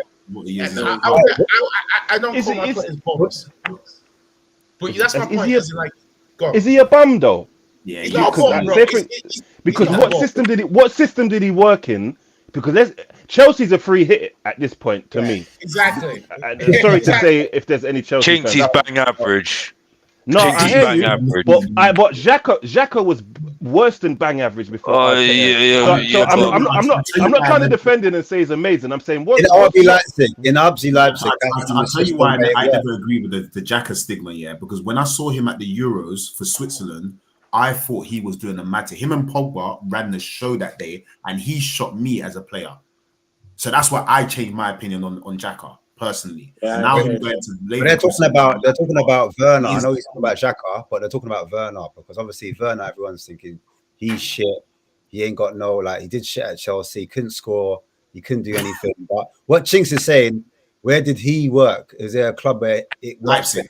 Chelsea, Leipzig, And what right? system? Yeah. Maybe there's a system that can Their bring the system best out. was Oh, more- bro, the problem Yes. problem with Werner go on, is he's Jay. just got no confidence, and he needs Yeah, confidence. 100%. Like I said, this is why I said I needed Ivan Toney in my team, yeah, because I don't need to worry about his confidence, yeah, right. Well, if he misses a chance, he just shrug his shoulder, right, because he gets all the ladies, and he'll say, "I'll bang it in next week. I'll bang it in the next minute. I'll bang it in this. I'll bang it in that." That's what I wanted.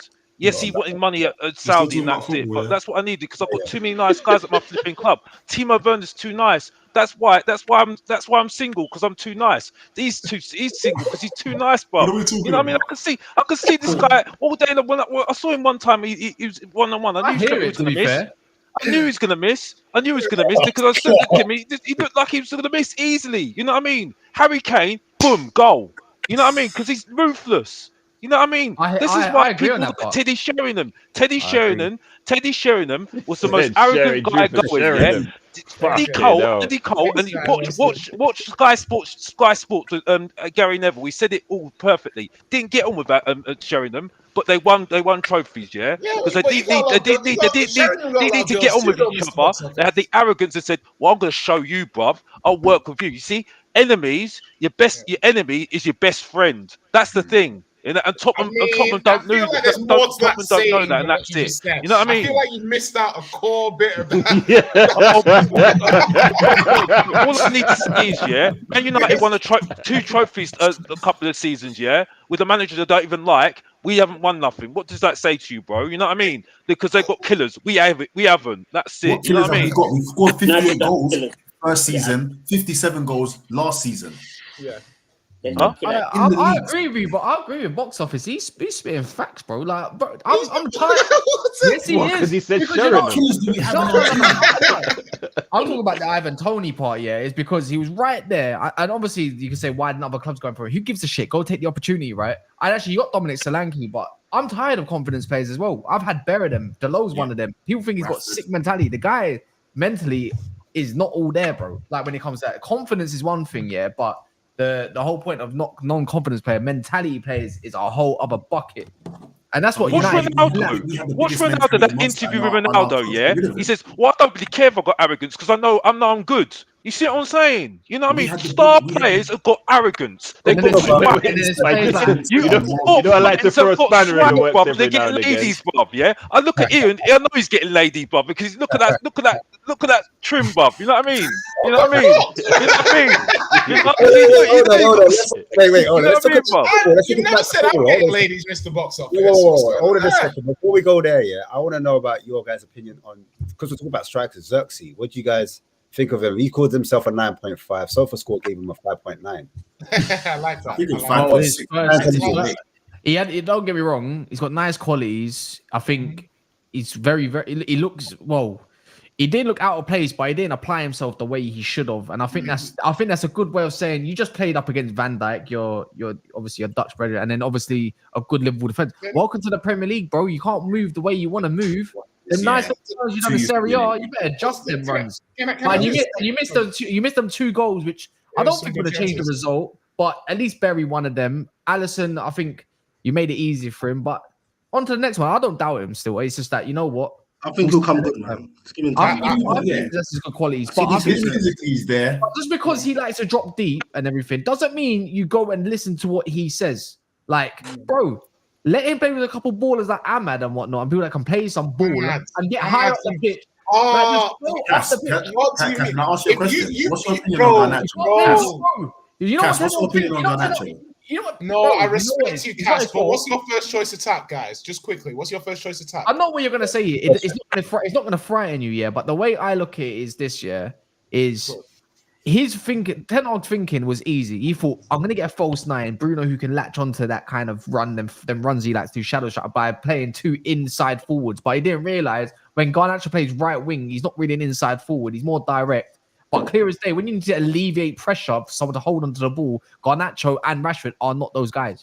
Ahmad, as soon as he comes on, makes a big difference in taking on Robertson. Ahmad was killing it. It's not even close. Someone that can just hold onto the ball. This is what I hate about footballers, bro. Some of them and Ten Hag, he's just not utilizing these man. I don't know what goes on in there sometimes, yo. Ahmad gives player them up. Guess what I'm gonna do against Liverpool? You're getting dropped, mate. That's how. Think about maybe he doesn't do the right things going back. Smelly, bro. Go on, Jay. Sorry. Who doesn't do the right things going back? No, but the thing is like I can see you can see the logic. Okay, so I actually looked at some stats. He was fucking talking there, Ian. Fucking hell. No, just on United, Kaz, and the formation and looking at what United did with Xerxes, it made no sense. Talk about profiles, but I'm looking at those profiles and I'm saying, this is sorry, what that comment is crazy. I know, isn't it? Sorry, that is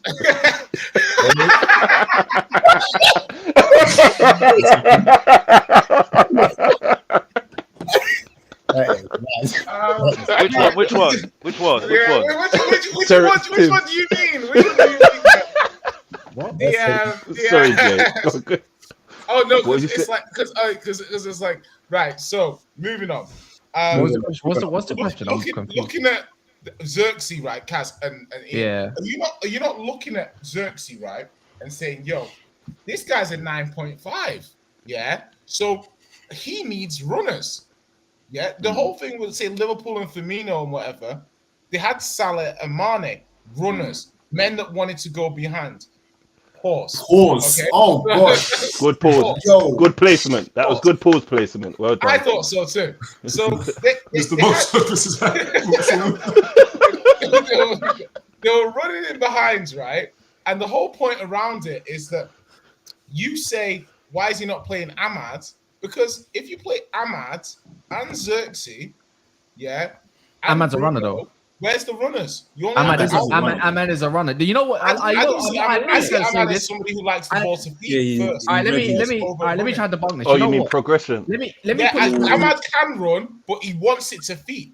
All right, 1 sec. I can give you 2 examples, easy ones. Yeah, I'm gonna go back to Liverpool. You know what the difference is when they had Firmino, who's good at the false 9, is that when they've got players, Salah's not just a runner; he's more than that. People think he's not even good technically, and I don't understand that narrative because he don't aesthetically look good.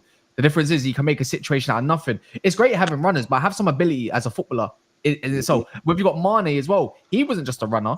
He had more to his game. He could dribble. You know what I mean? He can create for himself if need be. He can make situations. You don't always need Firmino. He's just a link-up man. So when you get in them situations, you as a defender, you don't go naturally doing one thing and one thing only, more time than less. Same thing with Arsenal. What do they lack right now? Kai Havertz drop in, but they're actually one competent guy that's going forward is Saka. More than just the inside forward, though. He can do a bit of everything and dribble and more. And that's why they got an issue on the left-hand side because they got a limited wingers, whether one's an impact player in Trossard, who can play that role, or they got Martinelli, who's struggling because he's limited. That's what happens when you get successful. I can run. I can be your inside winger if you want me to be. But guess what? I'm going to flop because I can't do what other wingers are meant to do at the top of the game. It's all good to have runners, but footballers. But Saka's, fair points, and I think that's a good rebuttal. My pushback on that would be Saka to me is an elite footballer. Nothing, bro. I'm not put my pushback on that. I'm not. You guys need to. Don't let it throw you off, Jay. Don't let it throw you off, Jay. I'm not. The thing about it is that Saka is an elite. You knew I was about to praise Saka. That's why you wanted me to get. So Saka is a top player, right? And his output over the last 2-3 seasons, he's consistent. Now they brought Havertz in. Havertz is giving them GA every week. Martinelli 2 seasons ago went off. Trossard last season went off. Now, even though they lack a runner, in as much as Martinelli, when he's out of form, they're playing Trossard. Again, he's not someone who's going to run in behind. Maybe somewhat similar to Ahmad in terms of like he can, but it's not going to be his thing. I'm looking at United and I'm saying the profiles of attackers that they've got, sometimes it's going to be like Ahmad on the bench. They've got Rashford and Garnacho. You've got to just pick which is going to be the 3 and give them a few games. I think that for me is the most important thing. They keep chopping and changing. They're not building any synergy. Just give. Yeah, but Jay, the point that Cass made before was that for Xerxes to thrive, you need complete wingers.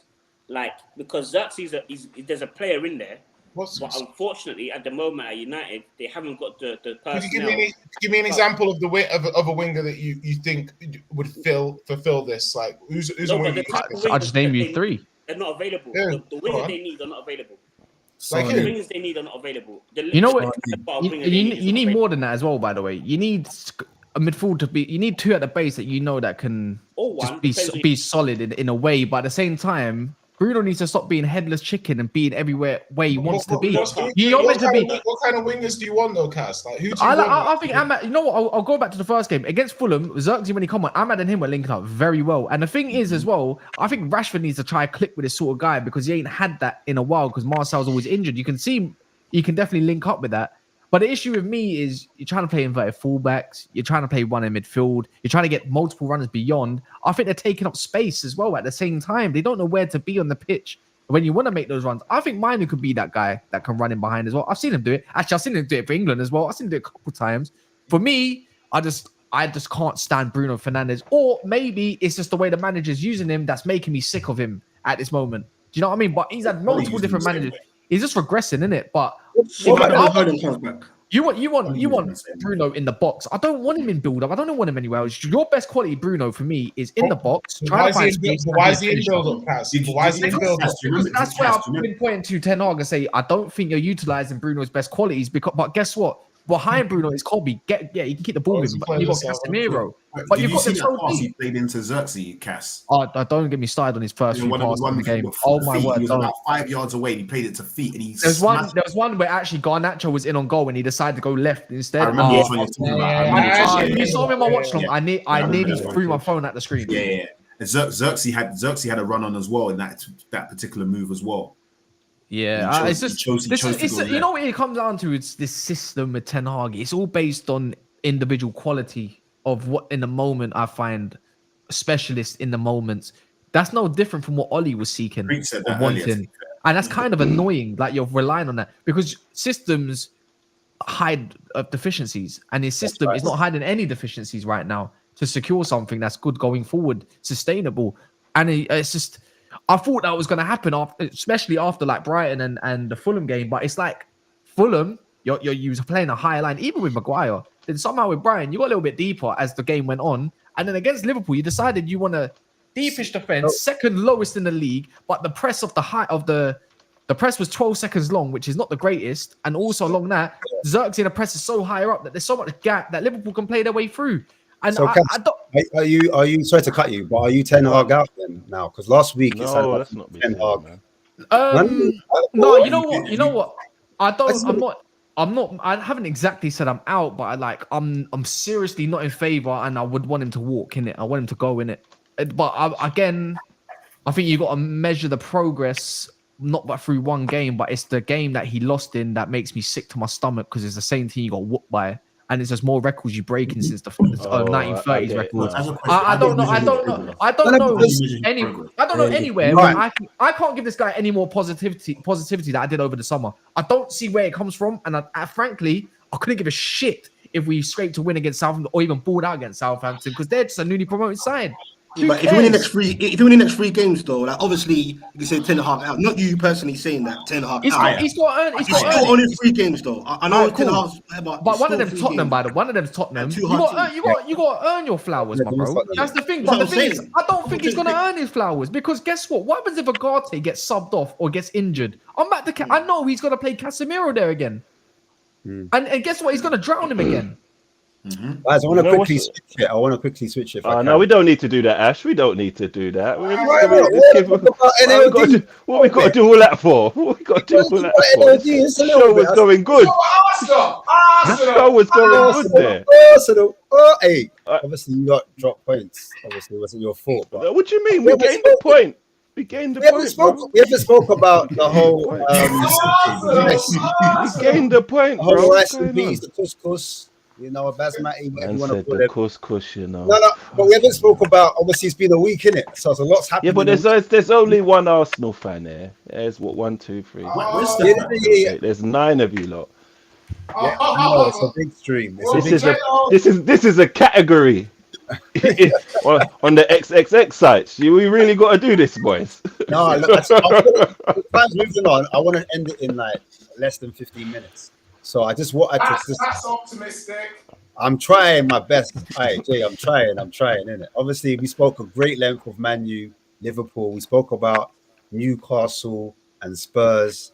But we haven't spoke about Arsenal playing Brighton. And obviously, there's a North London derby coming up. Oh, yeah. Have you spoken about Brighton? Who spoke about the Brighton game? We haven't spoke about Brighton. No, we haven't. That's why. You know what? Because you know what? Big up. I don't even know if I'm allowed to say the first part of your name because, you know. Oh, yeah, well done. YouTube. Well done. So, yeah. But on that notice, Mr. Oh, wow. Wow. You got media training, Cass. Mr. You can say things. You can say things. Phase, yeah, man. I want to know your thoughts because I'm not the only one holding corn since you're going for a title, you know. You know what? Pause. Can everybody unload on me? Pause, because I already know what everybody's gonna say. I already know what's gonna forward. So, but what's gonna happen is I'm gonna give my viewpoint of what happened, and then everybody just. Now everyone unload on me is absolutely. I prefaced it with a pause. Wait, say again? What'd you say? Say again? What'd you say? What'd you say? Say again? Ash, can I clip that part because I would like to put that as a video.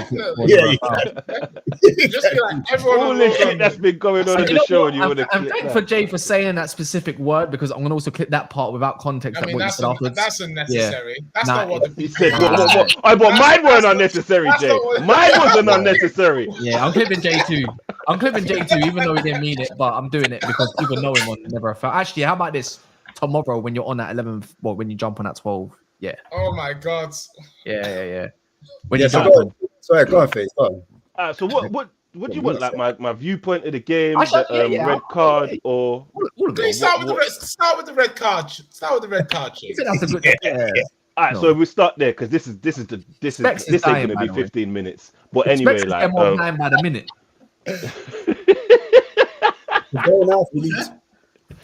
So Specs is getting more blind by the minute, bro. I see that. It's past his bedtime. You better hope it rains tonight. I'm cool, man. I'm cool, man. I'm right. I'm right. Come on, let's go, man. All right. So me personally, because remember we've got to stick to the letter of the law. Oh, for fuck's sake! We've got to stick to the letter I know what you're gonna of the law. That's it. Do I even have to say it? I know what you're gonna do. Do I even have to say it? This is not lasting 15 minutes, but so because I could give it to you from my viewpoint. Pause again if I have to, or my angle. Pause again if I have to. So initially, I thought that he was blowing. Pause again for. Sorry, that's enough now. That's my last one. So I thought he was using the whistle because Rice got a boot in. Do you get what I'm saying? So initially, that's what my thought was. So I'm thinking, hold on there, someone's going to get sent off for violent conduct. And then what happens is, because Rice kicking the ball away is before the boot from Veltman, what the fact he's kicked the ball away cancels out the second action of Veltman kicking him. Do you get what I mean? Yeah. So the kick's not really relevant now because the fact you kicked the ball away before overrides that decision. You following me? Yeah, but he shouldn't though. But he shouldn't. The ball was rolling as well. To be fair, Declan Rice should have been sent off because the ball was still rolling. Thank you, Cass. And that's what my point is. Because I guess what? We don't care. Yeah? And you know what? I appreciate that. I appreciate that. Because you know why I love that, Cass? Because you just said you said the facts. You said the facts, and then you said we don't care. Everybody else ignored the facts and just wanted to pile on. Pause. So I appreciate that. Me personally, loading, piling on anymore. Me personally, I don't think that was facts. The ball was rolled because the ball was rolling. Yeah, if he kicked the ball, he would have either kicked the ball at Declan Rice, and then maybe got carded there. Or he would have just booted it down, and then the referee would have called it back because the ball was still rolling. Do you know what I'm saying? So he kicked the ball out of the way, and then he kicked him. But the ball was still rolling. He wasted time in it, like he was wasting time. So what part is because you just said you don't think it's facts?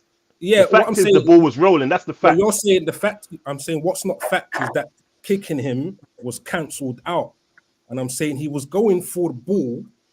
Yeah, if he kicked the ball, it would have hit Declan Rice, and then the referee would have said, "Oh, that's we don't want to see that on the pitch here." Or because the ball was still moving, he would have kicked it down, and then the Declan Rice was the closest there and say, "Ref, it's still moving," and then they call it back. But he's kicked it out the way. He's got himself to blame, though, man.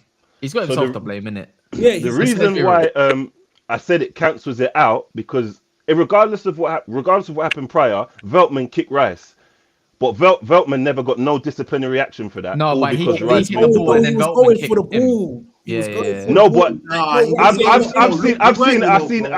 seen Aubameyang. Hold on, I've seen Aubameyang reach for the ball to try and get the ball and hit the player and get sent off.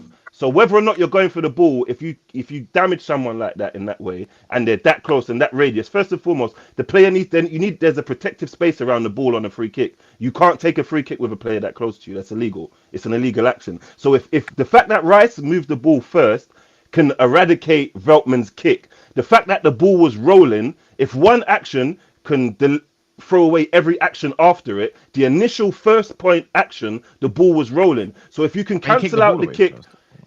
Who did? No, but Veltman kicked him as Rice kicked the ball. You know what? Can I put this as an analogy, quick? Has anyone got any older brothers? Or, used to kick ball with older... So did you used to kick ball with your older brothers outside in the cage and all that? Like, or friends? And ever been a point where, as a joke, let's just say you're doing crossbar challenge or something like that, whatever. Your brother or your older friend, or whatever, is just kind of move the ball. Like all the time. And at one point, your leg swings and you don't stop it because it keeps swinging, right? It's the same thing at that point. You know what the difference is, though? You know what the difference is? Veltman does not have the reactions of John Wick to stop at that moment of time. He's too close. No, you got to look at it again, Cash. I'm confused now. The guy kicked the ball away. Because as Rice tapped it, he's trying to kick it to go long. He did it on purpose. What's happened? Rice didn't touch the ball. Veltman did it on purpose, bro. He did it on purpose. Because I can bring physics into this if we want. I don't mind. He did it on purpose. Look at it again, bro. No, but hold on. What are we? We're talking about our brothers in the park. We're talking about like literally, the ball. So is anybody in disagreement with the fact the ball was rolling? That's irrelevant. No, but are we all in agreement with that? Yes, the ball was rolling. So what? And what are the rules in terms of free kicks and balls rolling? Actually, what do you mean? I get carded. So you can kick. So hold on, Toon. You can kick a moving ball in a set piece. No, hold on. Let him land. Let him land because he wants to clear the rules. Let me make the counterpoint here. So, Chinks, what I'm trying to say to you is you're saying the ball was rolling, but no, I'm not saying the ball was rolling. The ball was rolling. There's video evidence. There's video evidence that the ball was rolling. Listen to what I'm saying, yeah? And this is going to be very clear.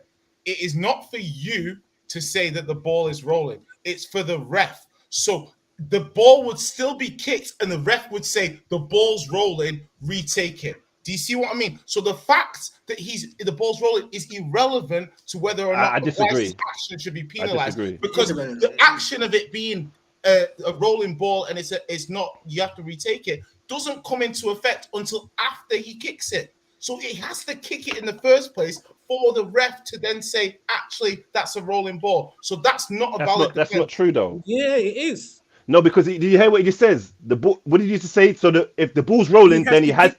That's not true. I've seen players. Hold on. I've seen players go to take free kicks with the ball still moving. Their foot hasn't touched the ball, and the ref's blown the whistle and said stop. So that's not true. Then are all of us saying that we've never seen the ball rolling and the player goes to kick it and the ref stops him? Is that what we're saying? No, hold on. Wait. Before we move on from this point, the whole foundation was that you have to kick the ball first. So are we all saying that every time a referee's ever blown for the ball being kicked while it's rolling, the players actually made contact with the ball? So can we all? So wait, before we move on, because we're going to a load of different places and we're not getting to right and wrong. So can we agree what he just said? No, wait. So anybody else, can we agree what he just said was wrong? No, you don't have to actually kick the ball.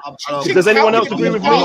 How can it be a retake free kick? The ball's rolling until he kicks it. You're trying to referee it before he has to kick it first before you now say it's an incorrect action. You can't say it's an incorrect action. So, thanks. Go on, Rich. Go on, Rich. So he has to. That's not true, is it? It's only true because it's against Arsenal and you're highlighting your bias. Because you know what he's doing? He's doing that. And this is why Cass asks you if you're a lawyer, because he does this specific thing when he uses the word, hold on, and he says retake. So the only, so say for example, for you to retake a free kick, you have to take it. If you don't take the free kick, but wait, if you don't take it in the first place and the ball's rolling, you still can't take it. It's not a retake, but you wait. I'll let you finish. I'll let you finish. I'll let you finish. I literally let you finish. I literally let you finish. You said a retake. So if you take a free kick and it's wrong, you do a retake. If you go to say, for example, if the ball's in the wrong place and you go to take the free kick, the ref goes, stop that. It's not a retake, but you can't fucking do that. You have to put the ball stationary where you get where it happened. Do you think the referee was cheating or negligent? Or like, what is it? Is it the ref's fault? Is this a genuine question? Yeah, because I don't get the bit. So why can't you just say Rice got to take accountability and done? Why can't we just stop all this bullshit back and forward and just say Rice kicked the ball, he shouldn't have done it, and that's it. The ref is not consistent. That's nothing new. Rice kicked the ball, bro. That's the end of the story. But hold on. When did I say that Rice didn't kick the ball? Ian, I thought we meant to be the hot-headed one as well. I'm just saying he kicked the ball regardless. Man have been arguing for 50 minutes. Now we've had 5 minutes. We're the hotheads. That's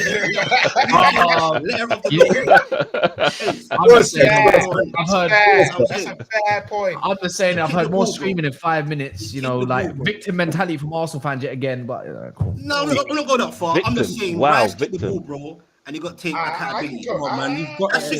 How can you not see that? But hold on, wait, because I don't understand when in everything I said, when did I say Rice didn't kick the ball? When did I say that? That's the important thing that got him booked. I'm saying, just admit Rice kicked the ball, and everyone started laughing like I said he didn't. No, it sounds like 1960s American blues. I'm not laughing, Faze. What I'm saying to you, Faze, I'll talk quick because the bear man on here talking. I'm just saying, however pathetic it is or not, regardless, Rice kicked the ball. Veltman done shithousery as well. Don't get it twisted. That's bullshit. He blatantly kicked man in his knee. Let's make a great police officer. 1 second, Cass. 1 second, Cass. Like, 1 second. He knew, because you chat a lot as well, bro. Man has some respect. Yeah, Faze. Man's tapped over a ball rolling. Should have got sent off, me personally, because he knew what he was doing, bro. That shit out. Veltman should have got sent off as well. He knew what he was doing. I genuinely believe that was no accident. He purposely tried to kick box. So quick question. Sorry, you're done. Yeah. All right, so quickly, just to keep the same energy, so you lot are all in agreement here that if you kick the ball away before a free kick, it should be an automatic yellow card, and that's what we want to see implemented from now on now. And then when it happens to our own players, we're never going to say nothing. Please answer my question. Can we add something else? Can we add something else as well, by the way? I just want to add it, and you can disagree. I'm just going to say this. Are we all in agreement that Rice tried to buy a yellow card as well? At the same time, try to manipulate the ref into that, which is also seen as like potential simulation. All right, so you know what? Just to build on that beautiful point you did there, wasn't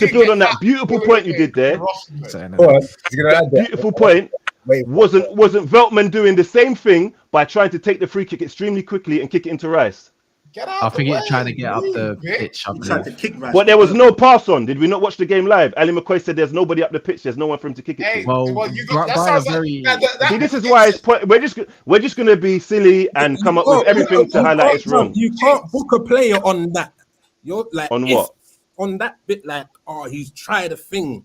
There's like, but Rice tried the thing, and Cash said book him through it. No, he didn't try a thing. He kicked the ball away. No, you're missing the point, Freaks. Cash is talking about. No, Cash is talking about when he tried to buy a yellow.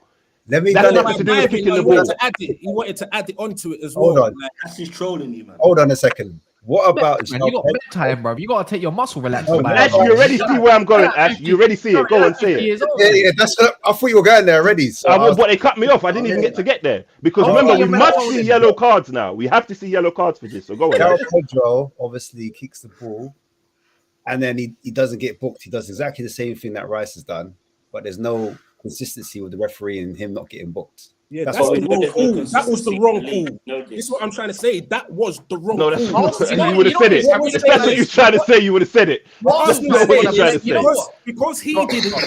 Because he didn't get a yellow, I shouldn't get a yellow. That's what they're saying. It's like, no, you shouldn't both get away from doing wrong.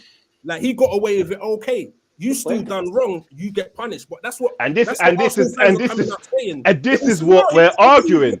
This is what is arguing. There's one thing for us and one thing for other people. It's the exact same thing that's happening in the game. But when it happens to us, it's letter of the law. But because if you all, fucking hell, can I finish a sentence? I've listened to you lot talk about your shit teams for an hour and 40 minutes. Oh, here we go. Right. And I'm trying to fucking talk, and I'm getting cut up left, right, and center. You lot were fucking defending Casemiro and talking shit about Mainu for half an hour, and you have the fucking audacity to be talking. What is going on? What is going on? What is going on? Man started talking about Diallo. What the fuck is going on? It's not about me. It's about you, man. I've had to listen to man talk about fucking Casemiro, Mainu, and Diallo for a fucking hour, and I can't get my words out. This is not. I heard man talk about fucking Ivan Toney. The guy's getting 400 bags a week. I heard a man mention Sheringham, and now I want to fucking talk. Everybody's talking. What the fuck is going on?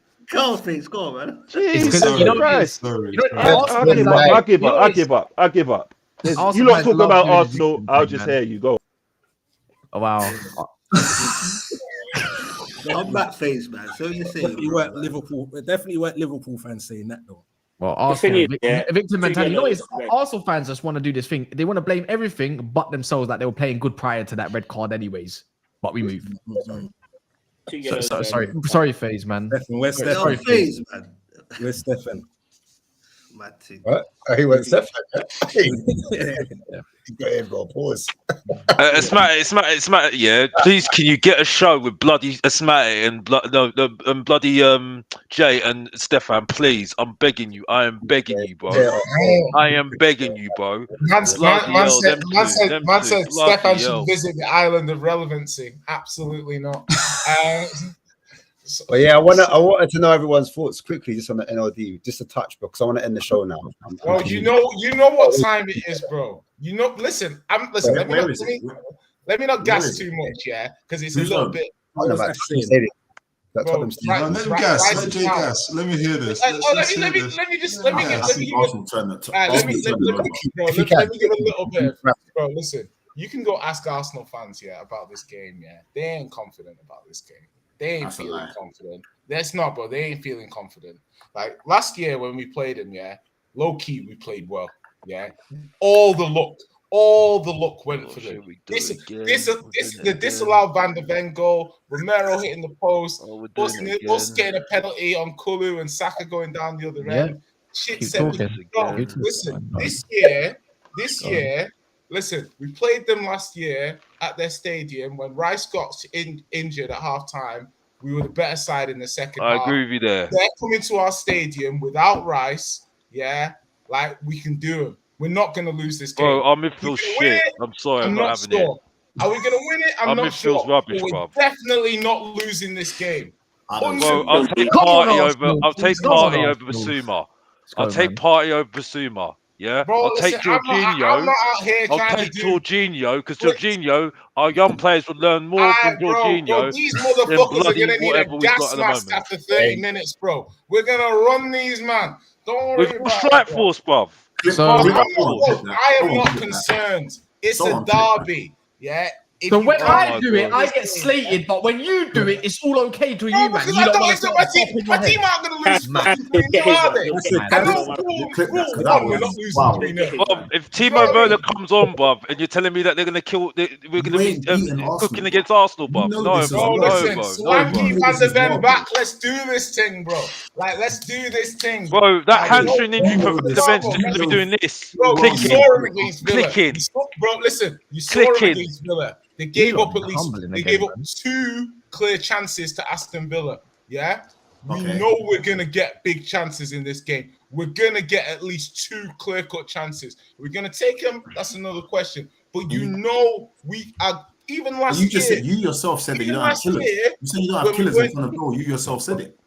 Bro, yeah, but last year, he was just all nice to Newcastle. Difference is with Arsenal, yeah. Arsenal don't have to play well to win games, bro. They don't have to play well to win games. Tottenham has to play well to win games. Let's go. That's the point. They're saying they're loving the high line. Yeah, these guys aren't scoring in open play. I don't know where these guys are in open play XG, mid-table or something, bro. They ain't gonna do us on set pieces. Man, they've missed out on the championship, bro. And you're telling me we're talking about Jay, you're lying to yourself. This is for himself at this point. Oh, Specs, bang on. This ain't even about us, Specs. This is for himself. This ain't even about us. He's trying to convince himself. He's digging a hole for himself. I love Jay. Jay does make some good points. Yeah, he does talk a lot of waffle, but he does talk. But this is on Chinks and Digi. I love them too because they turn up for debates. Yeah, they turn up for debates. So I'm not gonna have a go at them because they do turn up for debates. Yeah, right. Unlike some people, unlike some Spurs fans. Yeah, but the point is, yeah, right. This is them, not me. Yeah, not me. Yeah, I can't do it. Yeah? Bro, stay on that side. I was done after Pochettino. Pochettino. That's all I'm saying. Back to you, I'm done. These guys know what I'm saying makes sense. Mate, Mr. FaZe, please, you got one job. Please beat them. Please beat them at their gaff. I'm begging you, bro. Please. Open play, you don't recognize that, man. That's what I'm saying, but you know what I'm talking about, bro. Like, we can do these guys. Like, genuinely speaking, yeah. Last year, going into the game, I wasn't sure where the team was at. Wait, Jay, wait, hold on. No, guys, wait, hold on. Does anyone agree with Jay on this panel? Absolutely not. I think he was smoking that. He made the points even worse. Wait, is Van de Ven playing? He made the points even worse. Is Van de Ven playing? Yeah, Van de Ven didn't go to international because they weren't. Is he back though? Yeah. Yeah. Well, basically, they didn't want to risk his injury, but he decided not to go to the international with Netherlands, so he could have some more rest, so he could be ready for the NLD. Apparently, Solanke as well. Apparently, Solanke will be ready as well. Is that enough? Ooh, it's a good game, man. It's always a good game. It was a good game, man. You know what? Form goes out a window, innit? Form goes out a window. So, but when I say it, they never. I heard the same thing last week. Thank you, Cass. Yeah, you know what? I'm getting echo. Thank you, Cass. No, but the thing is everyone's critiquing, but no one's giving actual reasons because I'm looking at this game. The fucking league. Bro,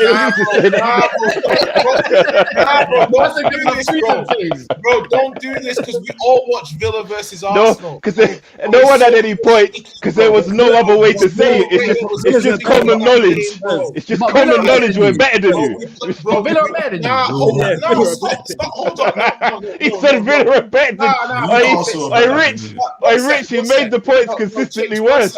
With all due respect, Chinks, yeah? You've only beat Everton, though. No, hold on one sec. Now, forget that for a second. Chinks, we played you twice last season. We drew 2-2 and you beat us 3-2. You're acting like you came to us and you beat us 4-0 and you're missing your number one defensive midfielder. 2-2, 3-2. Yeah? So, and that's what I'm saying. Number one defensive midfielder. So is your 8 your number one defensive midfielder? Just for clarity. Jay, we got smashed in the first half at home. I was there. What was the final score? It was 3-2, and they were holding on. Yeah. Last year it was 3-1. Bloody defender, bro. Like honestly, remember the game, bro. Højbjerg on goal, disallowed Van de Ven equalizer. Bro, that game was so much closer than it actually scored. Bro, Cass, hold on, Cass, I'm gonna do it. I'm gonna do it, Cass. No one cares. This is the Spurs channel. They don't. Guys don't want to run the clip. Jordan, I see you, bro. This is what I mean about Jay never landing, bro. You're a great ways. Not seeing the vision yet. No Rice is a big miss. It's been 4 minutes and 39 seconds since Jay has landed. What's your opinion on this one, man? Rice ain't been out great since he's come back from the Euros. He's been out. And so you think Jorginho and Partey is a better Bob, I'll take Jorginho all day long. Just to teach my midfielders how to be a big decent midfielder. Tell him, Cass. As a pivot, that's I'll take Jorginho all day long. I'll take Jorginho all day long. I'll take Partey all day long, bruv. I'm sorry. I'm sorry. Then, like I said, there's a reason why I'm saying I want Højbjerg back in my midfield, and that is embarrassing because I said he's bang average. It's embarrassing. However you want to Who was gassing up Odegaard, by the way, last time on the show? Who was giving all that Odegaard? Who was giving an Odegaard because he didn't nish. Brendan Johnson, PJ's the one that's going to be. Don't get me started on Brendan Johnson. Don't get me started on Brendan Johnson. That bang average player. I heard Odegaard was going to be ripping it up. That's Tottenham fans that overhype our players. Let me ask the question because I got asked this last week. Box office, yeah. What do you actually like about Spurs? Because I got asked the same question. Bearing in mind, you had no answer, Ian. You had no answer. The reason why the comment said you are the Man United version of Mr. Box Office. Someone said that earlier. No joke. Bingo. Ian. Unfortunately, I love my dad. Yeah. Well, no, Mr. Alex's dad. That's crazy. This is a crazy start. That's the reason why. Yeah, that's the reason. Yeah. Blame the father. Yeah. Oh, shit. That's all I need to say. You know what I mean? And you know what? You see what you were saying about Rice. And guess what? You regret being a Spurs fan? Is that what you're saying on live? Wow. What?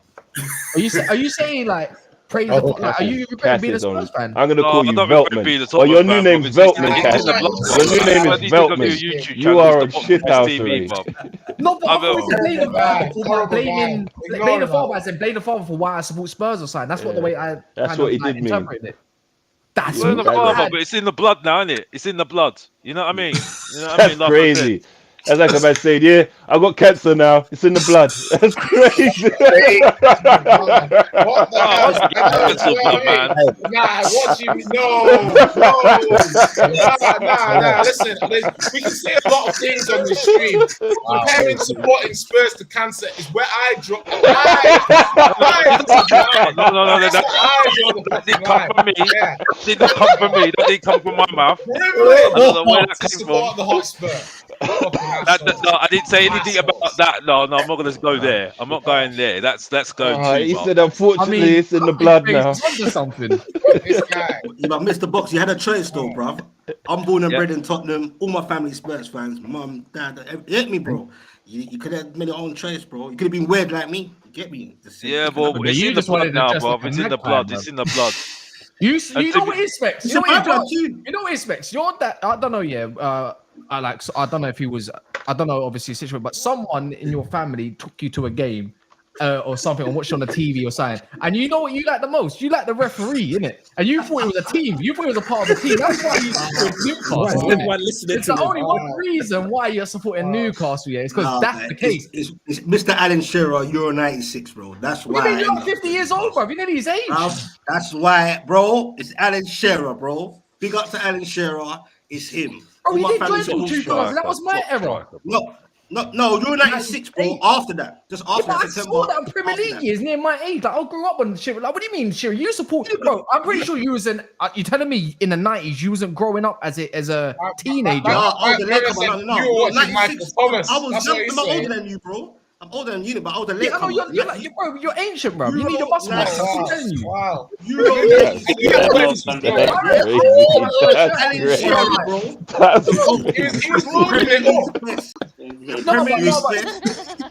96. You got a troll. It's not nice here, Spec. I'm telling you, it's not nice here, you know. It's not nice here. This is not new to me, bro. Wait, when did Shearer go to Newcastle? What year? September 96, bro.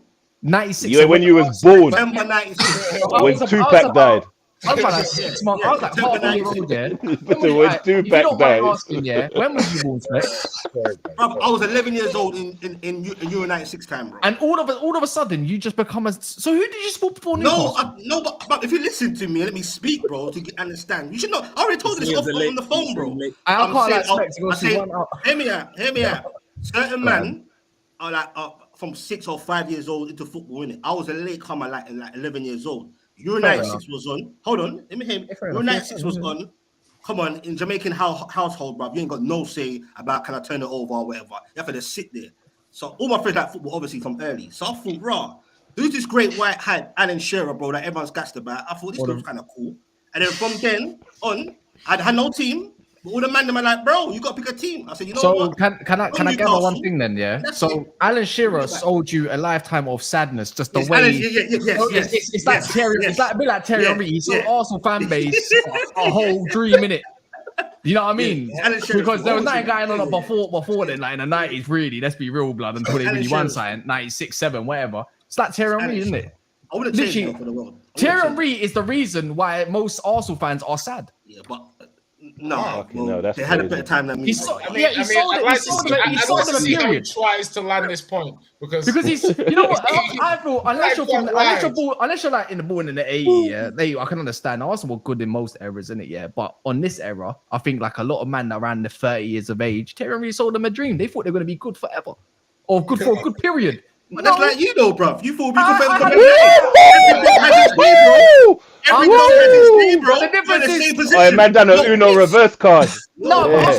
I was hitting blackjack. Oh, it's the king. Oh, he threw down the king. Back to you. For more than half my life. Oh, he threw down 8-8. He said, "You missed a goal. You missed a goal. You missed a goal." I just said, more than half my life, I felt like I've seen a little something. Then man had about 5 years. 3 years old. When man had about 5 years old. You don't remember that? 5 years. You don't remember the treble, bro. You don't remember the treble. You don't remember the treble, bro. I don't. Yeah, of course I don't. I existed though. Bro, you won. You know your only trophy that you won. I'm the same, bro. You've only won a Trafalgar trophy. I'm saying practice what you preach, bro. Practice what you preach, bro. It's the same thing for you. I don't know. You know what? And just to build, yeah, because and I just want to say, you see, like Spurs fans and Newcastle fans, and I've got a mate that's a Palace fans. Yeah, I respect because you see, like when you support, like obviously Arsenal's nowhere near as much trophies as Man U and Liverpool, isn't it? But other teams, you're really safeguarding this comment, aren't you? You little bastard. No, but I'm just being actual fact. Like, do you get what I'm saying? Because certain people, like, they'll like they might bracket us with them, but we're nowhere near them. Like, do you get what I'm saying in terms of total amount of trophies? But people who support like the local team and teams that don't win trophies, I personally, I rate you kind of more. Like, you see like a man from Manchester before Manchester City started winning stuff, and Man U are just shitting on him, but he still supports City. Like, and they have to go to away days at Grimsby and shit like that. Like, I respect that. Like, I gotta make, like, I wish I could put on a Palace shirt with as much vim as him because it's the local team. Do you get what I mean? So, man from Tottenham, when they walk around in their Tottenham shirt, and it's like I'm a Premier League team. Like, I respect. I respect shit like that. It's called Glory Hunters, bro. I didn't want to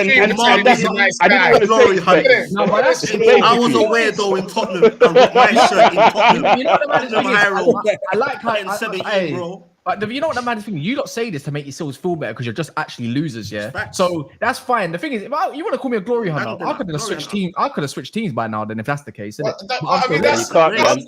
Unless you support Chelsea, that's crazy, isn't it? Hey, Jay, that's crazy. I know what I'm saying that you're gonna do. But my club's been dusty for over a decade now, yeah. And I could, if that was the case, then I would have went off and supported somebody else instead. But that's not the case, bro. You know what it is? You lot, yeah. You lot are just like my granddad. You're losers, innit? Yeah. Man was a loser to me. You're a granddad's a loser. Granddad's a loser. I don't even know where this is going. How can you say that? He's your foundation, bro. Put some respect. Bro, you think I give a dole shit, fam? Like, he supports Tottenham. My granddad supports Tottenham. He's not from Tottenham, but he supports Tottenham. And that's what I call you. You're an automatic loser, bro. You know what I mean? Because I wish I could show you to see your granddad. He'd be like, I used to wipe this motherfucker's ass, and he's on YouTube calling me. I don't mind. Hey, listen, that's right. He just quickly say North London derby, yeah, very quickly. A lot of the Liverpool fans go quiet, but now it's directed over there, innit? What are they then? Last time I checked, they spent more than Man United in 20 years when the Premier League first started. 2 million. Rich, hurt people, man. Don't worry, man. We're not going to talk about the Wolves game as well. Huh? We're not going to talk about the Wolves game. What Wolves game? Who? Did you hear Manu Wakey say everything in Wolverhampton shit? Next. No, go on, Rich. No, Rich, go on. Who played Wolves? North London derby. I was gonna go Bournemouth, I think. Away win. I think Arsenal on the road. I'll go away win. I think it'll be too strong, and they got a run of fixtures coming up. Chiefs say they got a run of fixtures coming up, pretty tricky. So I don't think they'll lose all 3 of those games. They're gonna have to win one. So I think they'll start with the North London derby, pick up a win there, and then I think they go City after that. I think they got Champions League and City. So yeah, I'll go away win Arsenal for that one. Cool. Botman's out till the end of the year. Bro, who? Botman. You're gonna give him a heart attack. Maybe it's a question. Yeah. That's no. ACL. Sorry, Ryan. I didn't know we had one of you lot in here. Sorry. Listen, guys. They were like, what? Hey, guys, I need to end the show because I've got to get out early. So, big up for everyone coming on the panel today, man. I won't say any final words, but yeah, listen, I got to go, man. So, I'll be real. All right. Please do make sure, like, share, and subscribe if you enjoyed the video. I had some fun today, so yeah. It was good. Big up the chat. Big up the granddads. Big up the budget. We flex the budget so we can afford to have multiple people on at the same time. You know what I mean? Yeah. We try, man. We try. But yeah. Any plugs before I shut it off, man? No. Catch me. I know, man. By now, I'm on the beach. Like Tottenham players. Okay. And they'll be on the beach in the North London derby as well. Bro, what do you mean, big up to bro? Listen, Alex, I better not see you going. I better not see you going on some negativity world tour to promote the game. I was in Jamaica for the last couple of weeks, bruv. So you know what I mean. So I was enjoying like nice sun and beaches, bruv. You know what I mean? I can see the behavior you watch in Mr. front Box of me. Office TV. I also saw Celebrity as well. You know that. But anyway, moving on. Show next week, so we could talk about it then. But yeah, Cass, do you want to promote anything? Tune Tactics. Just find me at Never a Foul, I suppose. Yeah, that's about it, really. Cool. Tune Tactics, anything? Yeah, Tune Tactics TV on YouTube, Instagram, and TikTok. Released a live today on Newcastle's transfer business or lack of transfer business. Do find me on that, guys. This has been a quick video, quick short video. I've got one thing. Don't subscribe to Geordie Dread TV. Worst creator out there. Like, honestly, guy needs to be like. We need to start getting these 50 and overs out. Nah, come on, guys. Be fair. There's always a There's a market for that market, you know? No, I'm joking, man. I'm joking. Anything you want to promote, Specs? Yeah, no, big up Cass. Me and Cass always got at it, bro. You know, broski still. You get me? That's why I'm going to say something one time. Geordie Dread, man. Brother, live watch alongs, all football. You get what I'm saying? Newcastle, obviously. Catch you never a foul. You get me? You wouldn't think it, but it's my guy. I didn't know where that was going. You wouldn't. I'm kind, didn't it, bro? You get me? Because it's them man there. You get me? Hey, stop the manipulation tactics. Society TV, bro. But yeah, man, big up to you. This is brilliant. This guy is an asshole, but he's my friend. Yeah. No. But he knows the drill, bro. That's my broski, bro. Straight up, you get me. You know the thing. But yeah, it's all love, though. It's all love, man. Come on, man. Anyway, it's how it's meant to be, bro. Anyway, you man, love, and yeah, come on, you Spurs. Ooh.